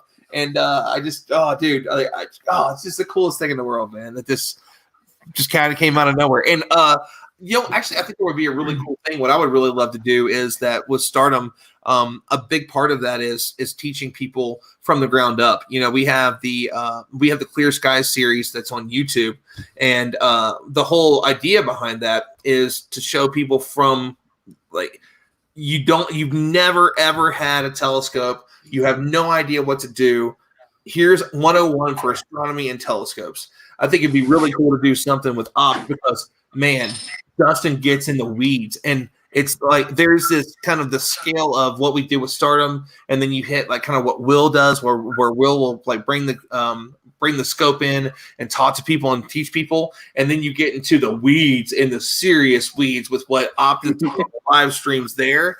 I think there's a lot of fun things there, kind of a setup of just we're gonna start this morning with the Clear Skies. And then we're going to go to like some live streams from Will. And then we're going to kick you in the teeth with some stuff from Opt, where we're just going to like show you some insane things. And I just love like just all of that. And I especially love what you guys are doing. It's super funny because when me and Ian sat down, we were just me, Ian, Hans, and Michael, and Bill, and everybody. We were just sitting and drinking. And he's like, yeah, I work for Opt. I'm like, that's cool. And I don't know that we ever talked about it again for the next 2.5 hours. I was just too busy walking around nerding out about it and didn't realize all that. Obviously knew that there was a knowledge in his head. Nobody in that place wasn't full of knowledge. But it was so cool to find out how involved you were and what you're up to with it, and just made my day. And I just love that this conversation rolled in the most strangely unnatural, natural, organic way, and it just makes me happy. And we're looking at space while we're doing it. Oh yeah, oh yeah. Simulated Space space. But maybe real space is a simulation. You know, who knows? So I'm gonna text Elon Musk real quick and see if he wants to hop on. I'm just kidding. That's the next one, man. Listen, like how do I top Neil? I guess I just got to get a hold of him somehow and be like, all right, man, let's have a conversation. Do you think Elon is a higher tier than Neil, or do you think Neil's a higher tier than Elon? I think Neil's a higher tier than Elon is, but to sit down and talk with Elon is kind of, Neil has a different spot. I think they might be equal in a different way. One's the rocket launch guy to one's the astrophysics guy. So if I were to talk about that, but when you look at what as out there and as Elon can be, I'm the Mars guy. When it comes down to it, as much as I love space and science, I want to go to Mars. And I know JJ's going to want to jump in. Well, maybe JJ's still here with us. I think she had to sign off. She was lagging. Oh, she was lagging. Oh, I didn't know that she was gone. That was going to be great to be able to bring her back in on that one. I got an embarrassing Elon Musk story if you want to hear it. Say again, buddy. I have a story where I embarrassed myself in front of Elon Musk if you want to hear it. That's going to be great. Give me 2 seconds. And I'll give the breakdown real quick of what happened. Kind of for me is that as much as I do all this stuff, here's my thing is that I want to get my PhD in astrophysics. I want to host eventually one of the seasons of Cosmos. And then I want to make sure I do all the 7 summits. I almost got the first one this year. And then I got sick, got altitude sickness on Kilimanjaro. But I want to do all that. And I wanted to be the first person that went to space and also did all the 7 summits. But Scott Parazinski already beat me to that. You awesome guy who's also a doctor. Whatever. That's awesome. But let me get back to Will here. Put some cool stuff on the screen. But anyway, but my big thing is that, just like he says, I want to die on Mars. I just don't want to die on impact. That's my jam. I want to go. I really, really, really want to go. And so for me, that's a kind of a big conversation. I want to have the sort of laid back conversation that I had with Neil in a similar way and talk to him about everything he's doing. But it's hard to beat the interviews that Tim has done. Tim Dodd, Everyday Astronaut. He's been in it so long, and he's the rocket science guy. The stuff I'm working on, my goal has been to be an astronomy type thing that's going to astronomy and those deep sciences. That's something similar. That's kind of like an Everyday Astronaut, or Physics Girl, or SciShow, or Veritasium, where it's astronomy on that level. That's why I'm building my studio. But I'm not that in depth with rocket science. But I do want to talk to him about that plan that he's got. So for me, that's a big one. But Esteban, I definitely want to hear the amazing story where you embarrassed yourself in front of him. So it happened. Oh my God! It was either a year ago or a year and a half, 2 years ago, somewhere like there. And I was down at a bar, just literally 5 minutes from my apartment here, called Checker Hall. And it was about midnight, and this bar is also a concert venue. But we were in the concert venue, we were in the other part of that place, and I had a few cocktails. I'd been out for a few hours by then, and I was probably on my 4th or 5th one, having a good time with my friends. And we're walking out, and as the concert Saturday night as well, we're walking out, and there's a group of people, and in the middle of that group of people, just standing by himself, is Elon Musk. And I'm talking to my friend John. I'm like, "Hey John, is that Elon Musk over there?" He's like, "Yeah." He's like, "Should I say hi to him?" And he's like, "Well, he's just standing there. He's not having dinner or anything. Say hi to him."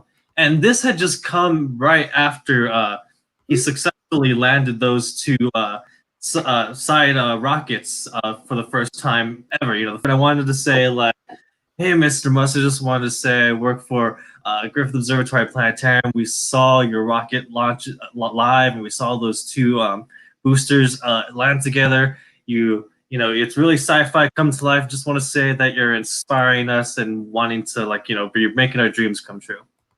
What I actually said was, what you thought said. Yeah, you're great. This is going to be amazing. And then I remember, so what actually was, I said, you're great.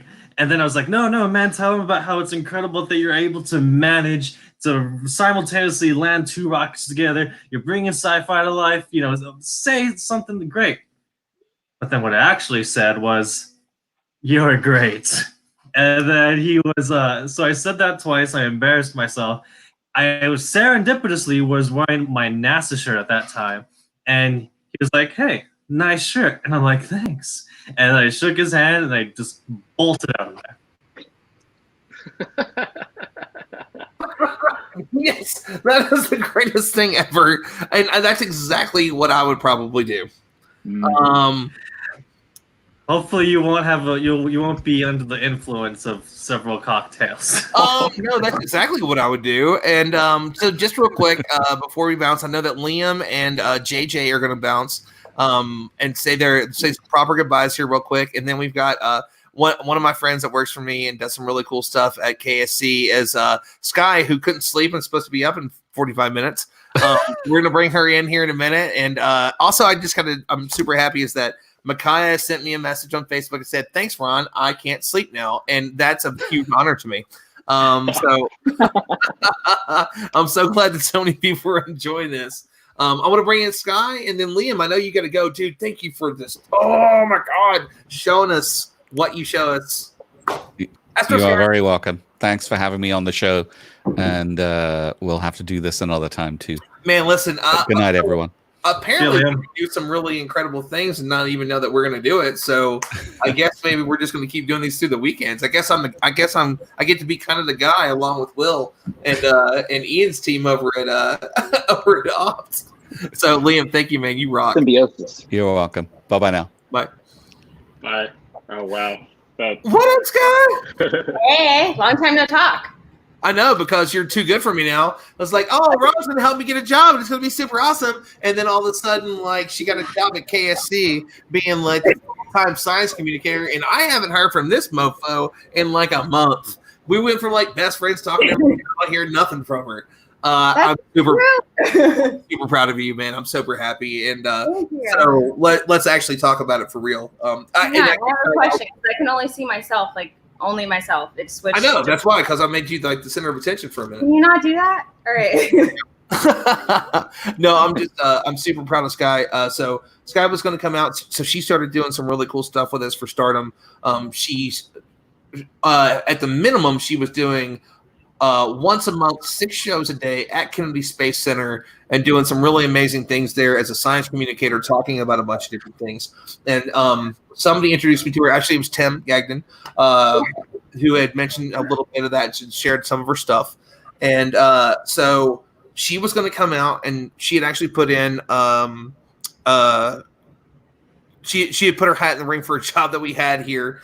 And then everything went crazy, and she's like, well, I was going to come out there, and then KSC said, hey, it's full time. And she's doing that, school, moving, and a bunch of great things. So Sky, tell us about the craziness that's going on in your life right now. Yeah, so my events at Kennedy Space Center have obviously been like knacked until this whole coronavirus thing happened. But we're trying, I'm kind of in the works of maybe doing, since there's nobody there, do maybe a live stream or something from there.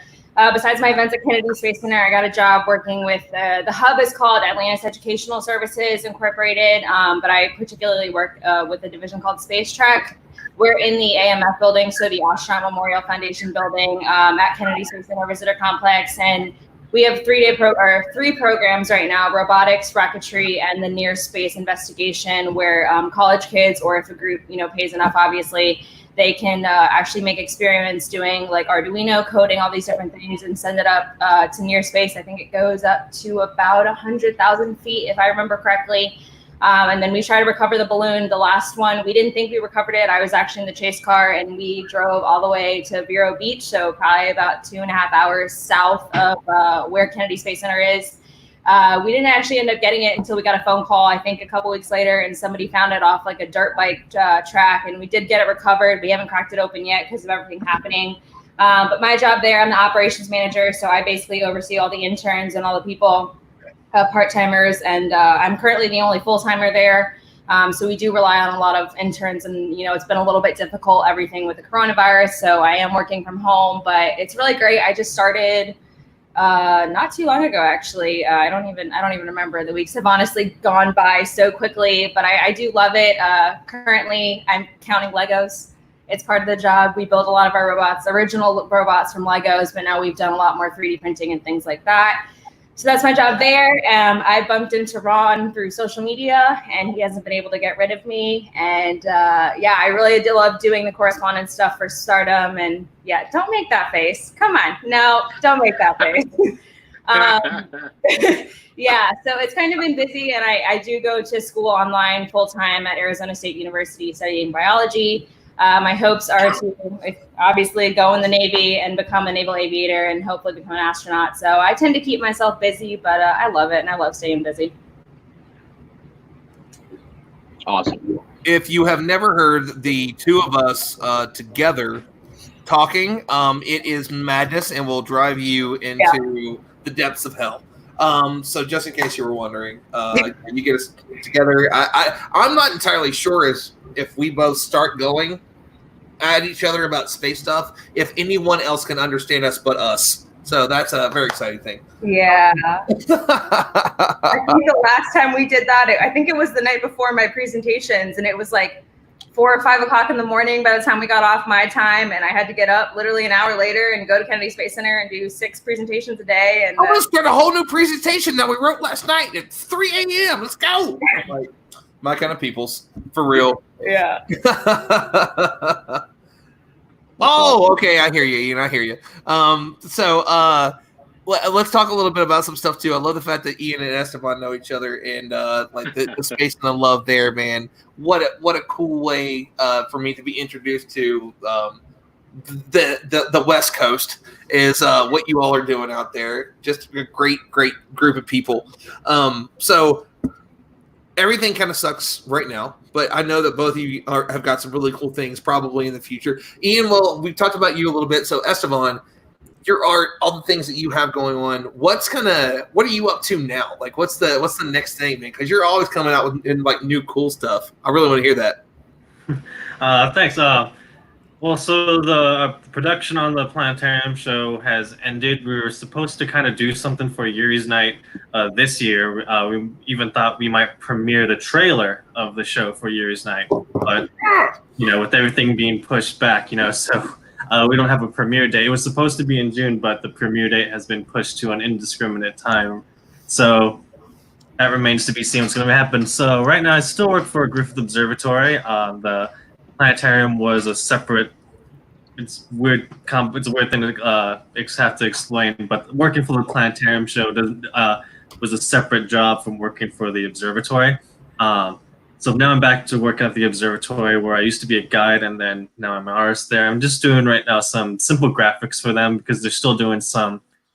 They're still doing some informative things for the public, especially with the new comet that's coming on. I just recently did a graphic for them. It just shows how how comets revolve around the solar system.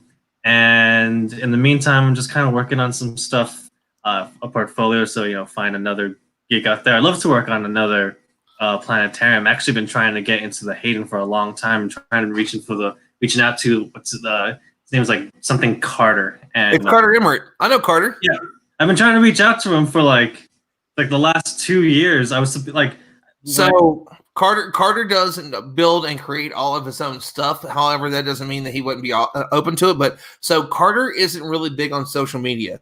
Carter is very, very deep into his creation and life stuff. He's the coolest person in the world, man. But he's, and this is no way, shape, or form a bad thing about it. He's just that's what he is, man. He loves what he does, and he is in that. And because of that, that's not necessarily something he does. But you know what? So my executive director, where I work at now, he used to work with him at AMNH. So let me. I know that I've got a connection with Carter, but he's got a much deeper one with him, and we want to talk to him about some stuff. So let me see if I can make that connection, man. I'd love to do that because I didn't know that you were doing graphics and stuff for them. Oh yeah, like I'm kind of like one of their resident artists now, but but I kind of realized it's kind of an ironic thing that when I started working for Griffith Observatory and that they got me on to work on the planetarium show, I was like, wow, this is a dream job.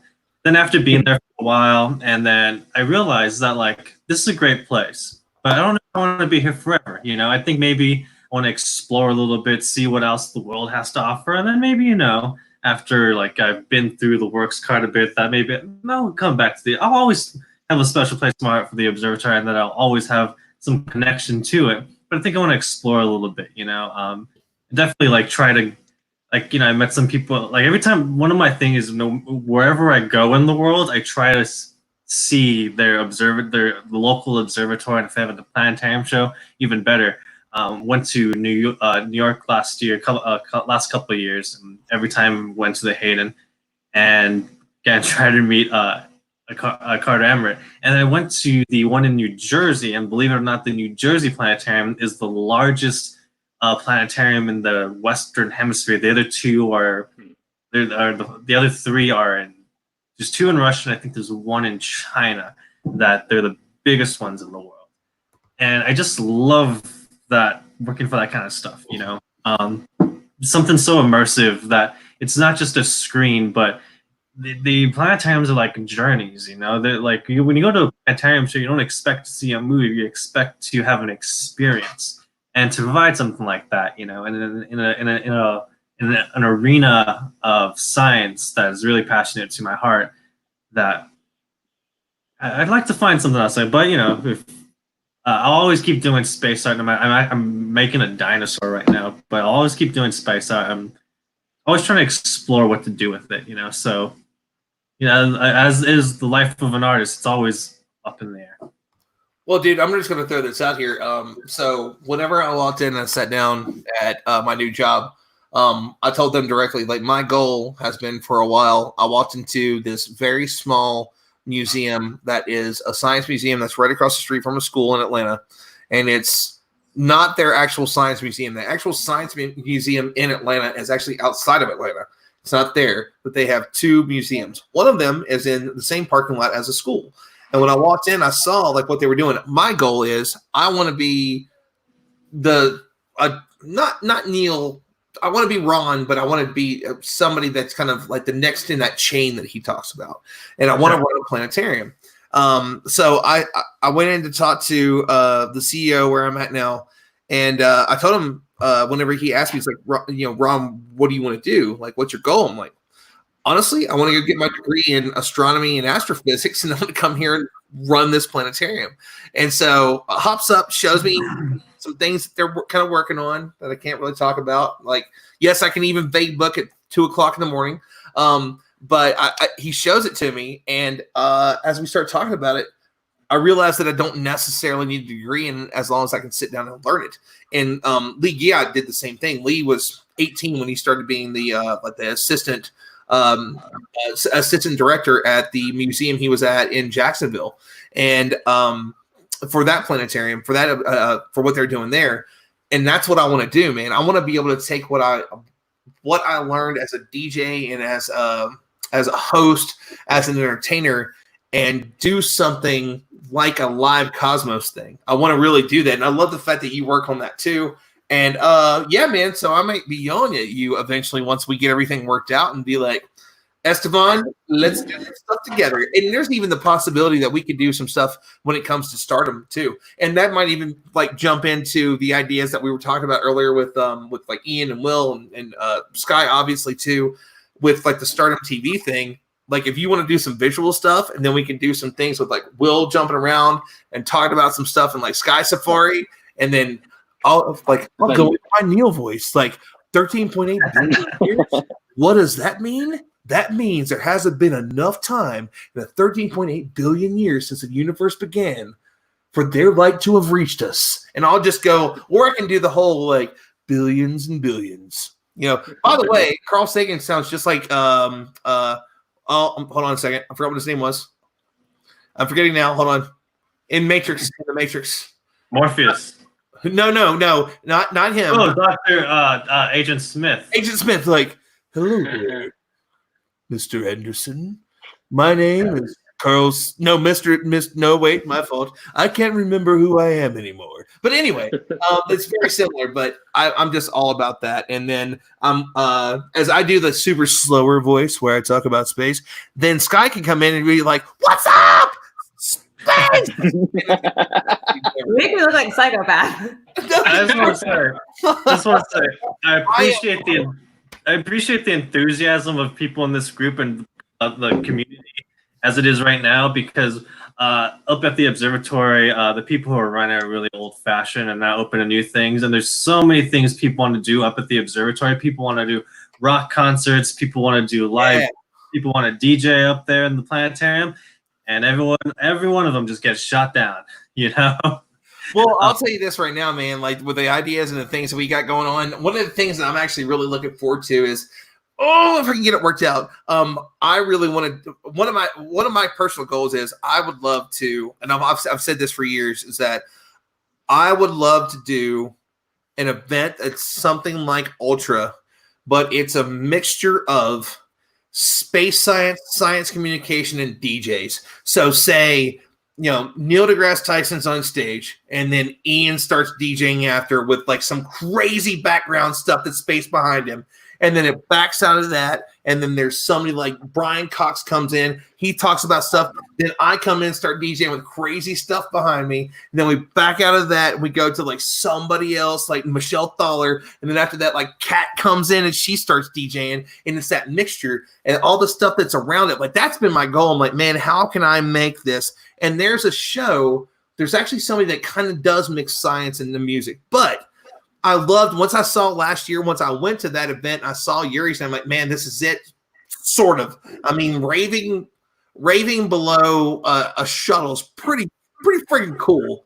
But what's an actual music festival and talking about getting our stuff together and doing that? And I love that idea, and I love what we can possibly do in the future. And there's a lot of really open-minded people where I'm at right now, and I'm kind of excited about it. So Sky, once you finish licking your teeth, what do you think about it? Like, what would you do as a science communicator on stage, being like, Sky Schwartz, may the Schwartz be with you? Oh gosh. No, hold on, wait. So Sky is like multi-talented science communicator, like going to school for all these cool things, and she's got the best name ever. Her actual name is Sky, and her actual last name is Schwartz. The Schwartz has been with her since the Mormon shit. Yeah. Her Schwartz is bigger than ours, that's for sure. way to drop the ball, Will. Sorry. I'll drop it if you give me the ball. I'll drop it. I swear. Not very good with sports. The sports ball. But yeah, I mean, Sky, like what you're doing now is like what you were already doing with the monthly shows with like 6 shows a night or 6 shows a day, and of all places, KSC, like we get to do some cool things with the people I work with. But now, like you were the go-to. No pressure there, kid. It's been a whirlwind because actually for April what is it, the 12th? Yeah, so yesterday was supposed to be my first set for April, and we were actually going to up it to 10 presentations a day at 5 different presentations. So I think the schedule is going to be like 10. And then the only break I had was from 10 to 12. And then it was every 30 minutes on the dot. And they run about 20 minutes with 10 minutes of questions. So it was going to be nonstop. But I think there's a lot of cool things that you can do with it. Because I know, Ron, as we were talking about it too, I think right before when I was trying to plan out what I wanted to do with the presentations and everything, there's so many different things you can do with it. You can do astronomy, you can do, programs. So Artemis, things like that. What were the other ones I think we were talking about? Like how the human body reacts in space, planning like an actual mission where you take somebody from the audience and you make them the pilot, you make them the commander, you make them, everything like that. And from there, I mean, there's a lot you can do with it. I mean, I don't really know much on the astronomy side. That's definitely been one thing that's kind of been on my downfall. I know kind of more program wide. But yeah, I mean, doing it at Kennedy Space Center is not intimidating at all, especially, I don't know, Ron, if I told you this, one of my first set in January, the first astronaut I ever met was Bob Springer. I met him the day that I went to Kennedy and my life completely changed. And ever since then we've kept in contact, but I was doing, I think, a presentation on Commercial Crew, and all of a sudden Bob Springer, full on, he was the astronaut of the day. It was the first time I've done presentations when he's been in the vicinity. So I was already nervous. But he pops into Journey to Mars, which is the building that I do it in, and he's standing in the back, and I don't know how I kept my composure. I'm pretty sure I forgot the last 3 sentences and was just like, okay, cool, we're going to go straight to questions. But yeah, doing it at Kennedy Space Center is awesome. I definitely learn a lot more. I interact with people from all over the world. I get some pretty interesting questions, biologically wise. Let your minds roam on that. But there's a lot of things that you can do now. I mean, most people, when they think of space, they think of astronomy, they think of kind of just the basic, you could say not old fashioned, but the way that it was, not, what they're doing now and all the new technology. And I think they just announced too about mining the moon and everything like that. So the possibilities are endless at this point. Great space, sister. Get it. No, seriously, yeah. Wait. Let's go back and just give that face real quick. What was that one more time? One more. Ron, so many of my faces already screenshotted. We discussed. Oh, I do. I had the worst one ever. Like, I thought I had some really bad ones about me. But the best one was from the live stream with the guy that said my voice can command a spaceship or something. I don't even remember what that one was. Yeah, so he was able. He said that her voice could command his spaceship to the stars, and some man. Listen, being a guy as a science communicator is pretty easy stuff. But I mean, if you are if you are a person with a uterus, it is, and the reason what I want to say is, I'm like, no, seriously, what I mean is, I mean, like non-binary people. I mean, as in like a trans person, that is like a trans woman. If you are a woman, if there is anything about you that is any sort of feminine, you are going to get some really strange comments, and it completely goes away. Actually, you know what? I've even heard about some stuff from my friends that are trans men and the stuff that they've had to go through, or like all the things that just because of that. Because I don't the internet is a crazy place, man, and it's for real. It's filled with both good and just not good at all. And I will say that I don't get comments like that per se. I'm not very attractive or very feminine. You're a beautiful, beautiful man, sir. Thank you. Especially when I'm doing the moon, it's just the moon. So it's like, mess with that. But that's where the real lunatics come out. Lunatics, oh God. Flat earthers. No, that's actually what lunatics means, by the way. That's the whole. Yeah. Lunacy. Yeah, it all comes from the moon. That's where they thought drove lunacy. But it's called being moonstruck, which is kind of we kind of turned that around, didn't we? I think we're all moonstruck here. We all love the moon and stuff like that. But you get all kinds of people online, and that's kind of I guess it's the unavoidable thing about it. Is like you're going to deal with those people, and the best way to do it is just block them. If what you're doing is free, and you're giving them something, and they're gonna be like, just block, and then move on with your day. All right, bring it back. Sky was free. Hit him with the fan here. What? What we want to say one more time? What was that again? Like, boom. Just You a hit him quick, with the like, fan hammer. bam! I mean, it's unavoidable. It's like you were saying, Will. It's part of the internet, the anonymity of it. You know, no one would really be that way in a room full of people if you're in person, but since you can be anonymous and hide behind a computer, it's inevitable. So, You say that. Come to Kennedy Space Center. You'll get some weird stuff. I believe it. Yeah. Apparently, I went to one. I've been to 2 launches at Kennedy Space Center, and there is a 0.2% of people that comment on my videos that I'm apparently a NASA shill. Which is ridiculous because I have never seen a paycheck from NASA ever. So I don't know where they're at or whatever. But yeah, I do a lot of outreach. So sidewalk astronomy too, and every once in a while, very rare, but you'll get the person who is like a flat earther, which I thought that was like a total joke. Like I thought it was totally fake, some like internet humor, and then I actually met a flat earther, and I was just dumbfounded. And my first reaction was to be like, "Oh, I'm gonna try to be logical with this person." Yep. Bad move. By the way, we had Lee on earlier, and Lee has a show that's coming up soon.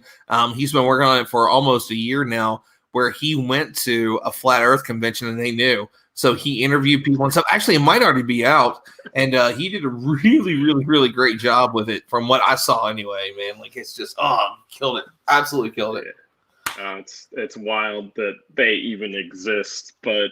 Yeah. I have a buddy who's making a astronomy space telescope documentary. His name's Dr. Stephen Swancoat, and one of the things he did was he actually went to a flat Earth convention, and he met a lot of people. One of them including the late Mad Mike Hughes, and he showed us the infamous flat Earth symbol. Like the Brotherhood of Flat Earthers. It was so ridiculous. So that's it, Ian. If you want to be one of them, you're just like, because you can't say it in public. You can't say it in public, so it's like you'll be looked down on. So if you're walking around and you just see someone, maybe they are like, maybe they seem like a flat earther, but you can't say it out loud. So you just like look at them and you're like, hey bro, yeah, you win. You know. Well, they could mistake it for kung fu and challenge you to a duel. I don't know. It depends, I guess. We should have our own symbol for the globe, for the spirit. It should be like, hey bro, are you in? Probably some gang. Hold on. What is it? So we do like. I'll just say do this. This works too. Yeah. Yeah, if you see someone doing this to do, you respond to them. Oh my god. Are you Which one? Or you this? It's like you get a guy going like this. Whatever. Your mama still shops at Walmart. That's right. That's what kind of guy I am. Okay, everybody. So we're running at 3 hours and 15 minutes. So what I want to do is let's wrap up and like give everybody their final thoughts. We've been going forever. I cannot believe this turned into what it turned into.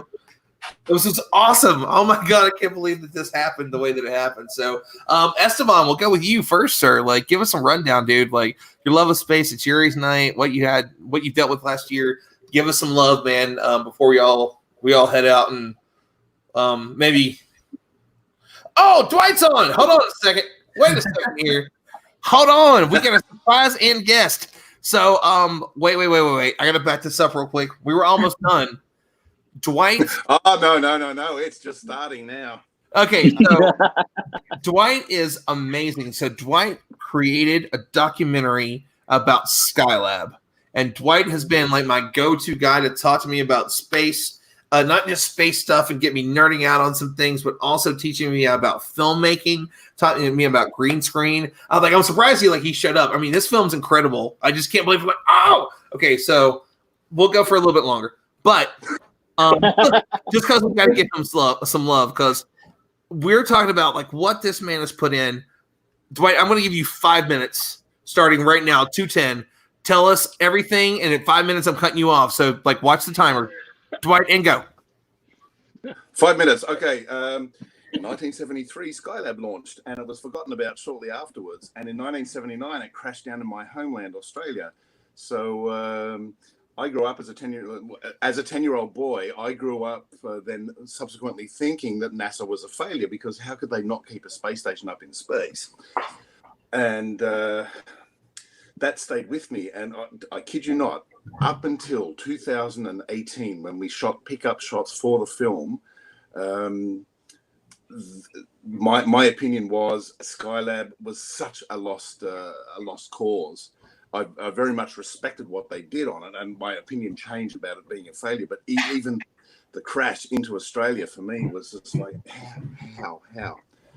And we ended up interviewing all the living astronauts with the exception of Alan Bean, and he was arranged to be interviewed, and 6 weeks after he agreed, he passed away, unfortunately. But we got Joe Kerwin, Paul Weitz, Vance Brand, Dr. Kahutek, who discovered the comet that they were looking at on SL4, Ed Gibson via proxy. We got Jerry Carr, Jack Lausma, and Owen Garriott. And in many cases, it was the last time these guys ever gave an interview because of deteriorating health and just the fact of old age, you know. And unfortunately, the thing is with the Apollo era astronauts, they are not living forever, right? So the time is now. So then we fully independently produced the film, and it was sneak peeked at Space Fest in 2018, where Ron, you were running around in the background, right? I was. 3 minutes go. What? I was just playing. I said, yes, I was. You had 3 minutes left. Go. Well, what do you want to know? Well, what actually happened for me? I trying to find out about Skylab not 10 years ago was such a difficult thing, and I didn't just do the movies. I've also done the. I've edited and compiled the mission reports, and another book which I actually did write rather than compile, Live TV from the Moon and Live TV from Orbit. My background is in television, so I wanted to know how did they send the TV signals from the Apollo missions, and ended up figuring out same thing like the Skylab. Where's all the information? It was bit here, and put a book together, put books together. And then that started me on the path down the Skylab trail, because Stan LeBar from Westinghouse would always talk when I interviewed him. He would always talk about what they did television-wise on Skylab. I'm like, why would the guy who developed the lunar surface camera always talk about Skylab? What the hell? That Skylab that crashed in my backyard. And so to speak, it didn't really crash in my backyard. And that's how my passion for Skylab started. And I was very lucky about 15 years ago to get a bunch of VHS tapes off eBay that somebody had collected of Skylab, but they were haphazardly over a series of, I think, 15 tapes. And I ended up, for the second book, Live TV from Orbit, editing the things together in sequential order. And that's when I sat there and I was looking at this stuff going, wow, the science they did on Skylab, it was pretty amazing, actually. If you ask me in private, it's similar to the flat Earth thing. I quietly in the shadows, I have a signal for I'm a Skylab fan. Rather than so that's how it is. And in case you're wondering, see this really cool hairstyle? That's water on the top of my head because I just woke up and I had bedhead. So I thought I need to look halfway decent. That's awesome. Okay, so you were under your time. I told you had 5 minutes, and you failed me. I wanted you 5 minutes exactly, and since you didn't do that, now you owe me $10,000 exactly. We're even. I never said 10. I just said 10,000. That could be many things. 10,000. Dwight actually, Dwight was really super kind, and I was trying to learn how to do green screen stuff, and he's not only taught me while we've had our conversations back and forth and just been nerding out at all hours of the day for both of us. But as he does some stuff, he's like, "You still owe me 10,000." It's just been our joke we've been laughing about for a while, man. He's just so great. Joke. He's like, it's not a joke, Ron. I want the 10,000. Actually, I've got a question for you because I just sort of logged in just as you were talking about the flat earthers. How in the hell has that become a thing in this day and age? Oh, dude. Hell? The only answer I have is confirmation bias. YouTube. That's that. I mean, here's the thing. Well, yeah. You know what it started? It started with B.O.B. B.O.B. was the first famous person that started it some years ago. He was a hip hop artist. He had a large group, and I know because I was playing his music, and then somebody hit me up, and I'm like, "Oh, B.O.B.'s kidding." And then it was oh my God, she was really popular for a while. Asian woman, celebrity, somebody, I can't remember what it was, but she was super famous. Tila Tequila. Tila Tequila. Yes. You're exactly right, sir. Absolutely. And it went from there. Yep. And then the one that took people over the edge a lot was Shaq, but Shaq was kidding. That was a joke. Shaq was a kid. Oh, Dr. Shaq, Shaq with PhD, was playing and making a joke, and people took it seriously. Anyway, that's a whole different conversation. And you know what?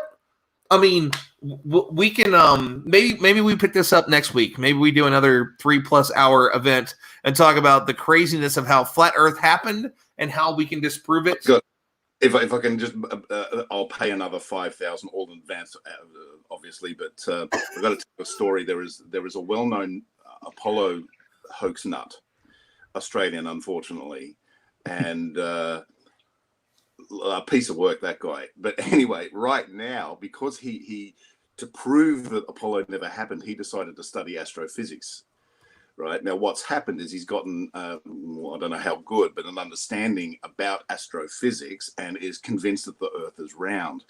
Now, all his little minions who follow him are calling him a NASA shill because, what the hell, man? You told us Apollo was fake. Now you're saying the Earth is round. You're one of them. You're being paid by them. And he has to fight. He's not fighting the pro-Apollo people.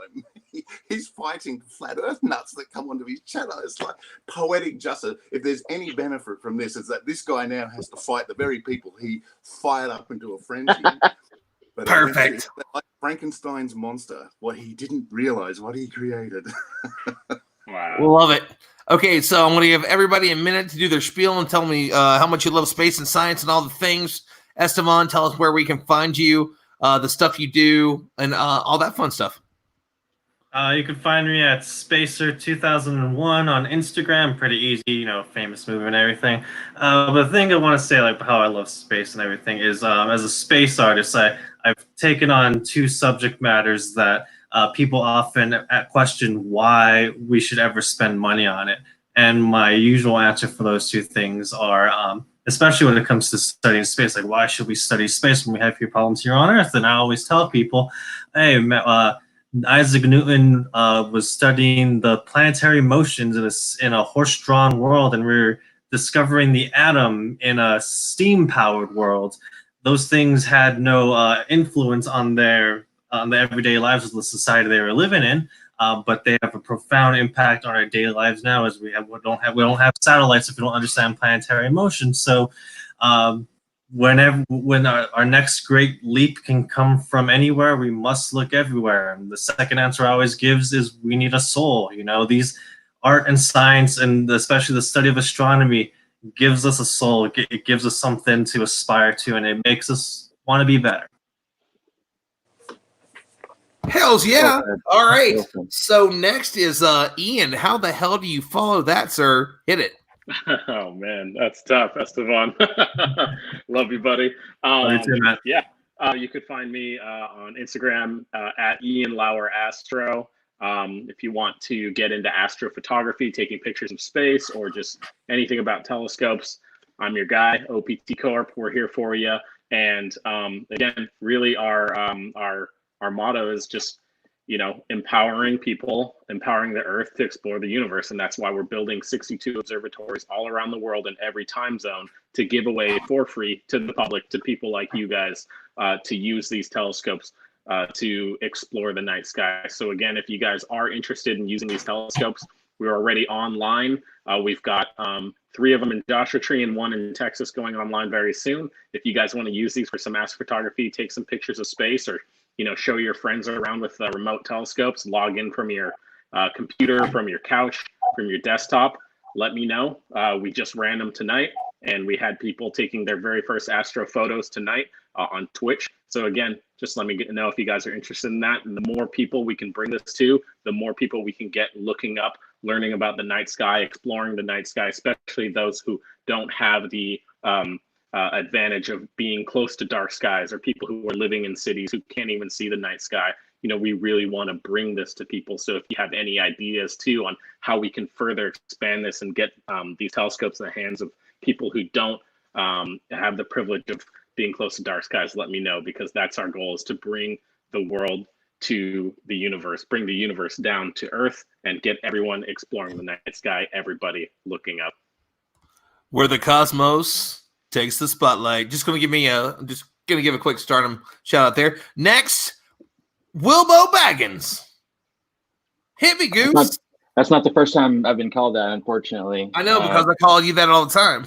That's right, yeah. But no, you can find me at Deep Sky Dude on all the different platforms, YouTube, Facebook, TikTok now even, which I have more followers on TikTok than I have on all of my other social medias combined. It's ridiculous, but it's pretty cool. So find me on TikTok as well. deepskydude.com. I mean, take you to my YouTube, and where I have videos about astronomy. And if you like the lunar lives, I do those on Facebook, facebook.com, deepskydude or whatever. Find me over there. And I may do one. It looks like the weather's going to be clear tomorrow, so there might be one like tomorrow right about this time, super late, super early morning kind of thing. So we'll see. If the skies clear off, I'll probably do one, just because I'm on like a night trend right now. But Ron, thanks for having me. Thanks for getting this all together, man. This was super cool. Getting to meet all you guys, which I've heard a lot of your names and seen a lot of y'all's stuff, but never had a chance to actually converse and get in the mix with it, which is really cool. It's like, it's like a round table with a bunch of really cool people. Like, and this is what a star party is. If you've never been to a Texas star party or the Okie Tech star party, it's a lot of like this on a cloudy night. This is what would be happening. So it's awesome, and I appreciate you guys. So thanks for having me. I'm gonna turn it over to the next one, whichever way you're going, Ron. Gonna go to Sky. Whatever you do to Sky, don't screw this up. I mean, I know you're ready to so whatever you're gonna say it at least 47% slower, like I'm trying to do right now. No, I'm just kidding. You're incredible. Please hit us with all the stuff you're up to, and let us know what's going on with you. Yeah, first, thank you for having me, and I hope everybody's obviously staying safe, because I know it's kind of crazy times out there right now. You can find me on social media, Astro_Sky. The only one that's different is Facebook. It's just Astro Sky SSA, and then my website is skyschwartz.com. I'm actually currently in the works of potentially doing a collaboration with some fellow solar system ambassadors of doing a podcast, so be on the lookout for that. I'm in the works of potentially doing live streams at Kennedy Space Center, so we'll kind of see where that works out. If not, I'll be doing live streams on my own about the current missions that NASA has, including Artemis, Orion, and then of course commercial crew, and even adding some biology aspects into that. Currently, I'm still in school, so I am publishing kind of my daily life and what's going on there. If anybody has any ideas of what they want me to do or what they want to see in terms of presentations or posts, feel free to let me know. I currently am working with Ron of setting up a time this week to kind of do more collabs, and I'm always up for collabs, and I'm glad that y'all joined, and it's glad to kind of virtually meet all of you. So thanks.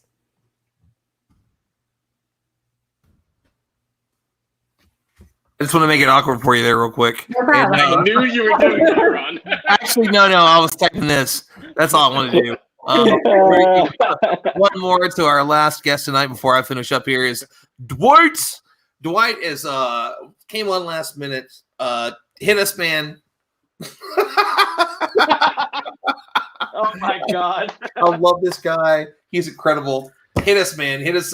Give us one more real quick rundown. Or actually, you know what? I do. Here's the point, and the important thing.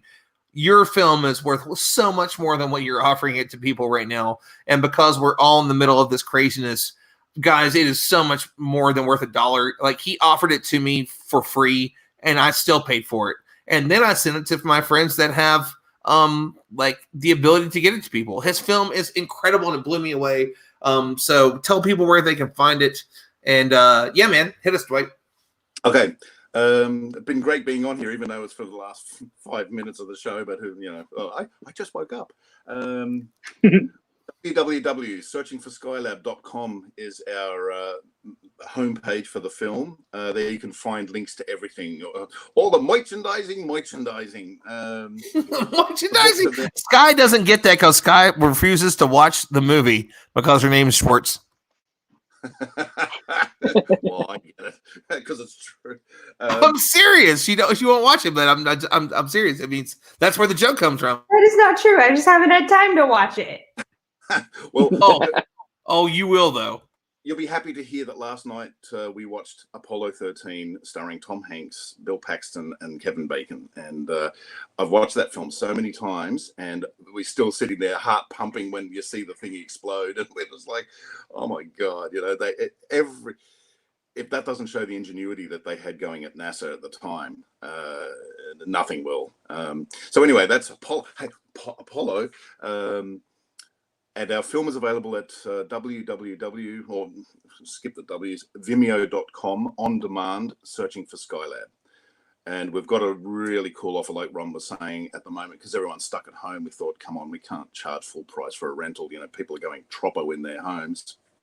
So you can see it. I prefer if you buy it, but if you do buy it, you get a download and you can watch it over and over and over. Now, just a quick thing, if I can, the footage we got came from archive producer Stephen Slater, who worked on the Apollo 11 70mm film, and he got first generation transfers of a lot of archival 16mm footage of development and launch and so forth. And when you see it, you can tell this stuff is really pristine quality. Unfortunately, the television downlinks don't look as spectacular, but I've done my best to try and make them look good. We're fully independent, and every little helps. So, and you can find me all over Facebook.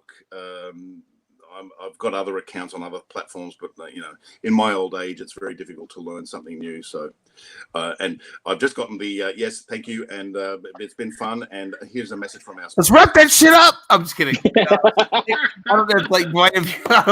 No, I'm totally kidding. Like Dwight, if you've ever seen it, there's this really funny video from way back in the day that Dave Chappelle did, where it's somebody's talking and he picks up a box and hits a button to make him like the person rap. He's like, let's wrap that shit up. It's a total joke. I really cannot tell you how amazing his work is. Some of the best conversations ever, man. Like what he has done. It was a small group of people that made a documentary that is epically great.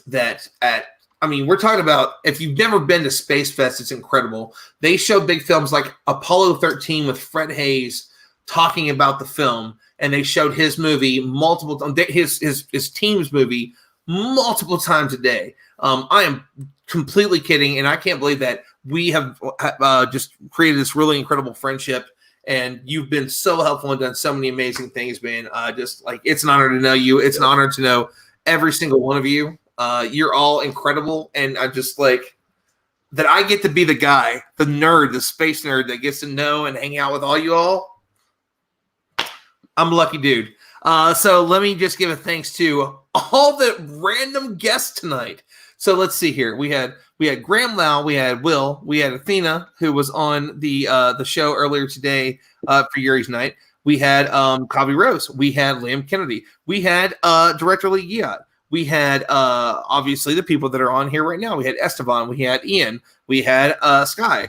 We had JJ Hastings. We had so many people that came out of nowhere and said, let's jump on this for this 3.5 hour show. That's been amazing. So thank you to all of you for just showing up and talking about stuff on Yuri's night. This is exactly, you are all the future. You are all amazing, except for Sky.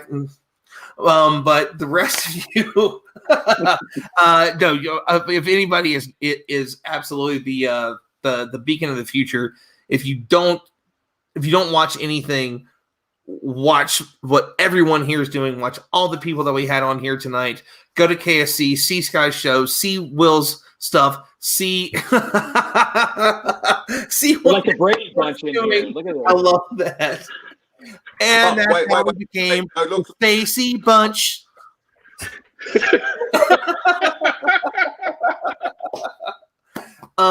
Seriously, man, you guys are my family, and I am so incredibly I don't believe in the whole like hashtag blessed thing, but I'm honored to know you all. You all have brought so much to my life, each and every one of you, and all the people that were on there earlier. Seriously, man, you guys are my family. I don't have much of a family left, and I'm honored to know you all. Thank you so much for coming on, guys. I mean, thank you so much, and thank you for everybody that watched. Sure. I say one final thing, you know, in Wakanda, every time we see each other from now on, we have to do this. Yeah.